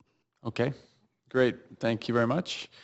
That's all my questions for now. And we're in the second round. Councillor Deal is next. And I'll just note we're 20 to noon. We take our lunch break at noon. So we've got lots of names on the queue here. I don't know if we're going to get through the questions before noon. Only if councillors are a little less than 5 minutes each. Councillor Deal. Yes, thank you very much. Just following up on the complete streets issue a little bit, so Mr. Leclerc may want to pop back out from the back row there. Or not, but probably. So there's been some discussion around parking, there's been some discussion about a bike lane, but we also should be discussing a car lane, a pedestrian lane, a way to make sure that people with various mobility tools are well accommodated. Can we talk a little bit about what's in the report, if people read it, page 123 to 126, on the concept of complete streets and the zero fatalities and serious injuries that we are seeking, and how this work going forward in consultation will inform that and create a safer, more inclusive street for everybody. Streets, plural. Because there's been a focus on very small pieces of that without the larger discussion. At this point, just so you know, with respect to Commercial Drive in particular, we haven't started any public engagement on this. We are coming to it with a pretty open mind, and as part of the consultation, it would be listen and learn, initially options development, review, and then the third round of coming forward with a draft proposal. Our goals for the high level for transportation have always been pretty solid, mode shift to walk, bike, and transit, and a zero fatalities target. And so from the city's perspective, that's what we would be wanting to achieve with any changes. So the consultation, which will start in the fall, will include not only the businesses, not only the drivers, the cyclists, the pedestrians, people with mobility challenges, destination shoppers, local shoppers, people going to the park. That's right. The big task with the listen and learn phase is actually to fill out the the objectives and the goals that the community has, and particularly the businesses, how they would want to see the street in the long term, and make sure that any options we're developing help achieve those goals as well. Right, and intercept studies will be part of that, where we actually find out how people do travel. Yes, we do. We're starting some information gathering right now with respect to parking, but there's a whole bunch of additional information we need to gather. Good, thank you very much. And then moving forward to, actually, I'll just one more question on that. As we discuss this moving forward, is the language around complete streets one that is useful to you so that people don't get the impression, A, that a decision has been made, or B, that there's a focus on only one mode of transportation? Yeah, in fact, we do have a task that we're working on right now, which is to develop a complete streets policy to bring to council. We're hoping to do that soon. That was a direction coming out of the 100% renewable city plan, so that's on our work agenda. But in short, the whole notion of a complete streets policy doesn't mean that every street has to be the same or have all the same components. Right. In fact, streets are unique and they have different needs. It's often the case, though, that streets that were designed and built long ago are not actually meeting the needs of the users very well. And so we want a better policy to guide our interventions on those streets so that we do a better job. Thank you, and I know that pedestrians sometimes feel left out of that, and people with mobility issues, so thank you for that. My second question will be for Mr. Pask. It's just a quick one around some of those hubs like the Dundas Wall Hub, which I've always found kind of interesting. Is one of our goals to make sure that the people who work and create art in those kind of areas of the plan also have like a place to eat lunch where they can sit on a patio, to create sort of a pleasant place to be in, aside from just their workplace? A broader array of opportunities for the community at large, including people that are working there in the area as well, yes. I've had some requests for patios in the area, so. People love patios. Okay, thank you very much. Okay, next, Councillor Meggs. Just one, Mr. Pask. When you talk about the Broadway commercial spot, we see that we could have these mixed tenure buildings, 50-50 rental and strata, and I wonder if you could first of all, describe how that would work, whether it be airspace parcels or whatever, and why does a 100% secured rental building qualify for 3 FSR, but buildings with strata in them get a 4? I'll ask Edna to answer that, but part of that has to do with the economics of the development. Okay. Yeah. Okay, so to the first part of your question about the 50-50, so how that would work, it would be retail or office at the bottom, and then the residential space would be likely contained in an airspace parcel, 50% strata, 50% rental. The rental would have to be guaranteed through a housing agreement, so it would be secured.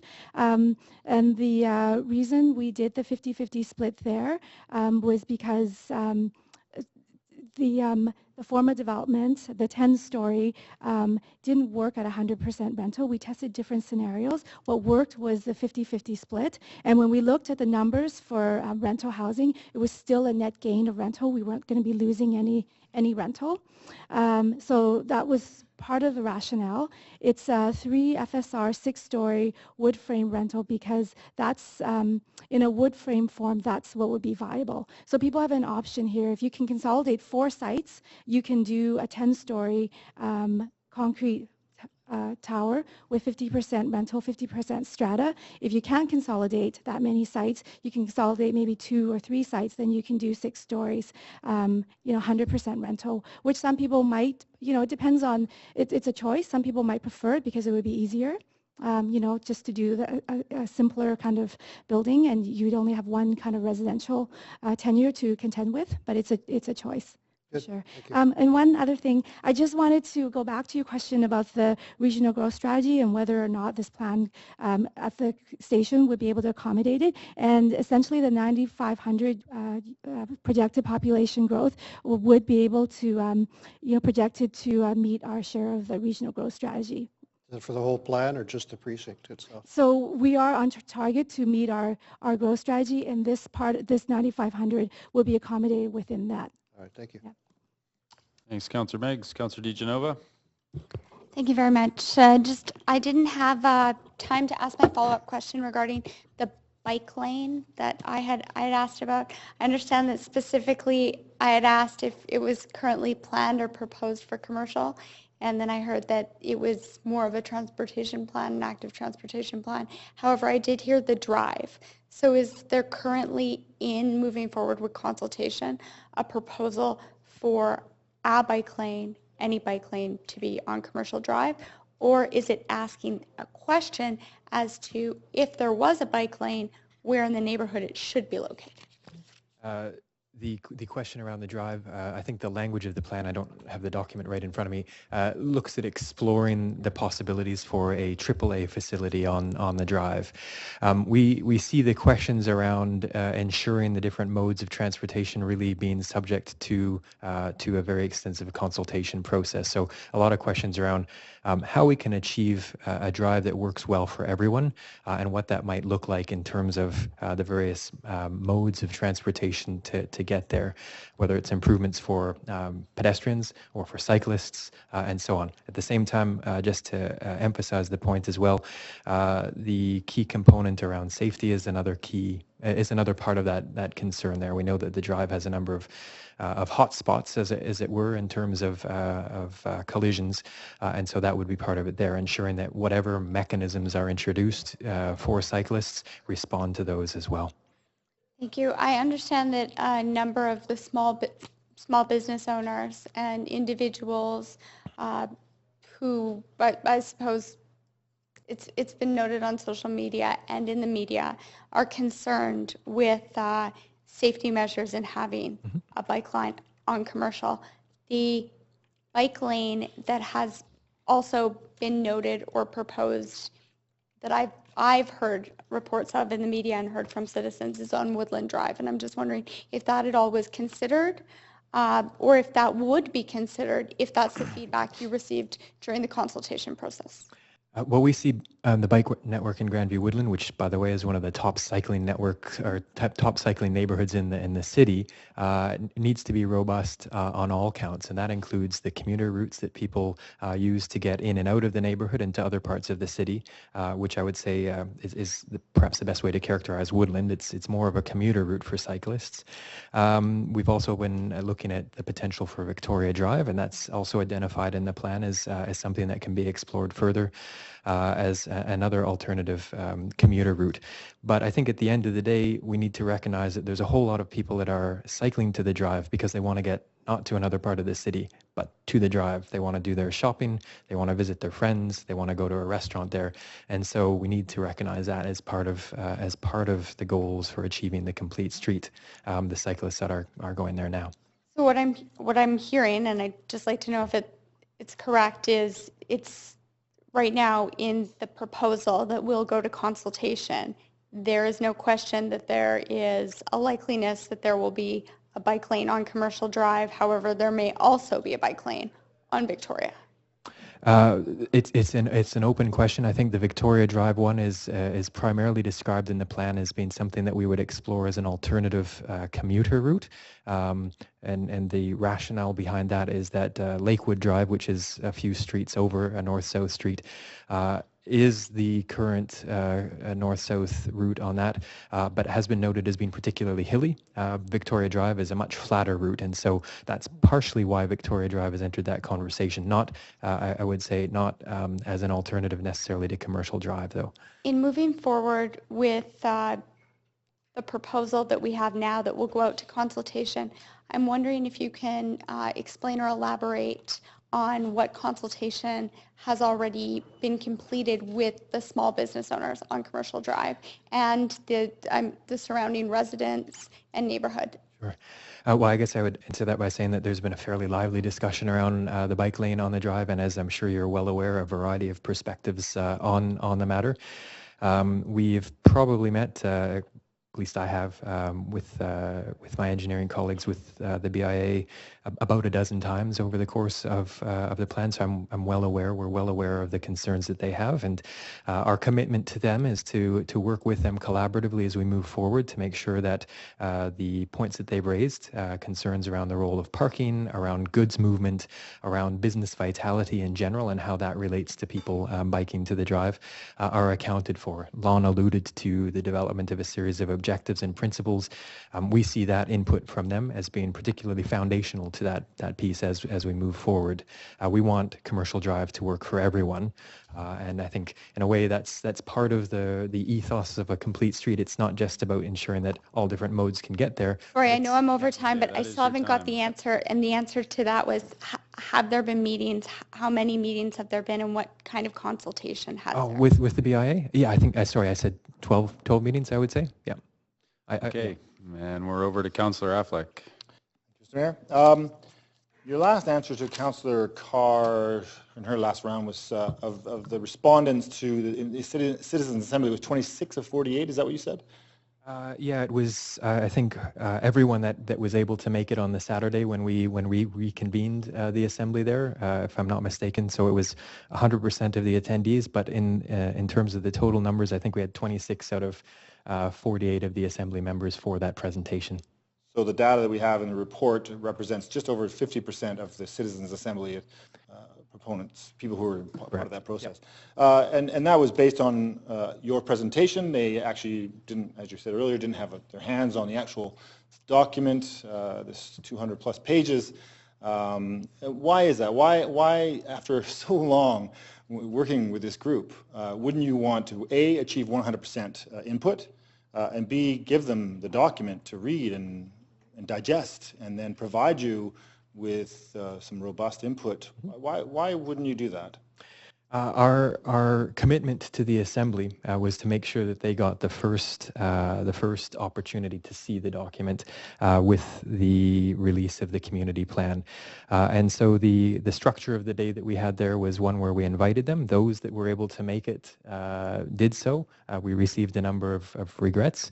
And those that were there received a 2-hour walkthrough of the presentation. You're correct that they hadn't had a chance to read the document through. They did get copies of it there. We did provide them as well a trace document that showed all of their 268 recommendations and where they ended up in the plan. So they were able to see that accountability measure, which was quite important to them as well. But you're correct, we didn't send the document in advance and have them read through it. The intent of the day was really to give them the first peek, to walk them through, to try and explain the key policies, but also to answer their questions and to do so in an open and transparent fashion. The word peak worries me, especially on this significant document that people have been involved in, 48 people over a year. Again, I mean, I just don't understand why you didn't try to pursue 100%. I don't understand. I mean, so your understanding of getting response from them was whatever we can get. Not there was no. I guess we didn't give you direction. I'm trying to figure out why you wouldn't go for 100% or 80% or. What was it that made staff, your team, say, no, this is good enough? Gave them a day-long presentation, we got input, and now we have great data, which is very positive, but when you have just over 50% of the people who are engaged in this process responding, to me that is concerning. I would answer that, I suppose, by saying that the formal work of the Assembly, as you recall, concluded a year ago at this point in time. And so part of the commitment that we had made at that point in time was to share the results of their work with them. I mean, of course, if we were able to get all 48 members in the room, that would have been ideal. I can't speak to reasons as to why they may not have all been present.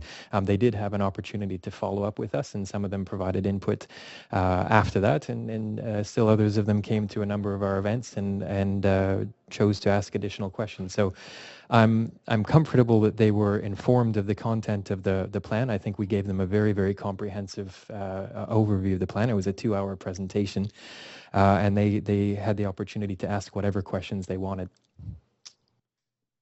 I guess I would also add that all of the members of the Assembly were encouraged to participate in the process. Many of them were at many of our events as well, had the opportunity to fill out the form. So as part of the broader community, their perspectives are reflected in the overall 600 and whatever number it was of feedback forms.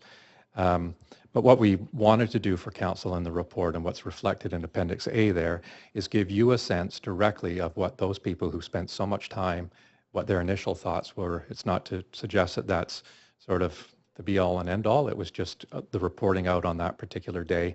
And those people that weren't able to attend the event did have the opportunity and did participate through the rest of the process. Okay, moving over to Councillor Reimer, and then we're going to take our noon break. Thanks. Well, I'll just follow up on the Citizens Assembly. So to be clear, every member of the Citizens Assembly was given notice that this period of time would be available. They were all provided the tools that they needed to provide input, and to date, 28 have chosen to do that. Correct. Okay. Sorry, 26 though. Sorry, 26 have chosen to do that, but all of them could have. It was a personal choice that they Correct. made. Okay. Yep. And did we receive a letter from any of them stating that they would have if they had more time? Not that I'm aware of. No, I don't think so. Okay, so it's safe to say they were happy with the process. If they are unhappy, we have no knowledge that they were. We have not been made aware of that. I think the roll-up that Kent gave gives you the sum total of what we've heard from Assembly members. Great. Okay. To Councillor Carr's points around the zone capacity in the Coriolis report from 2014, the report was based on the existing zone capacity in Grandview-Woodland. Is that correct?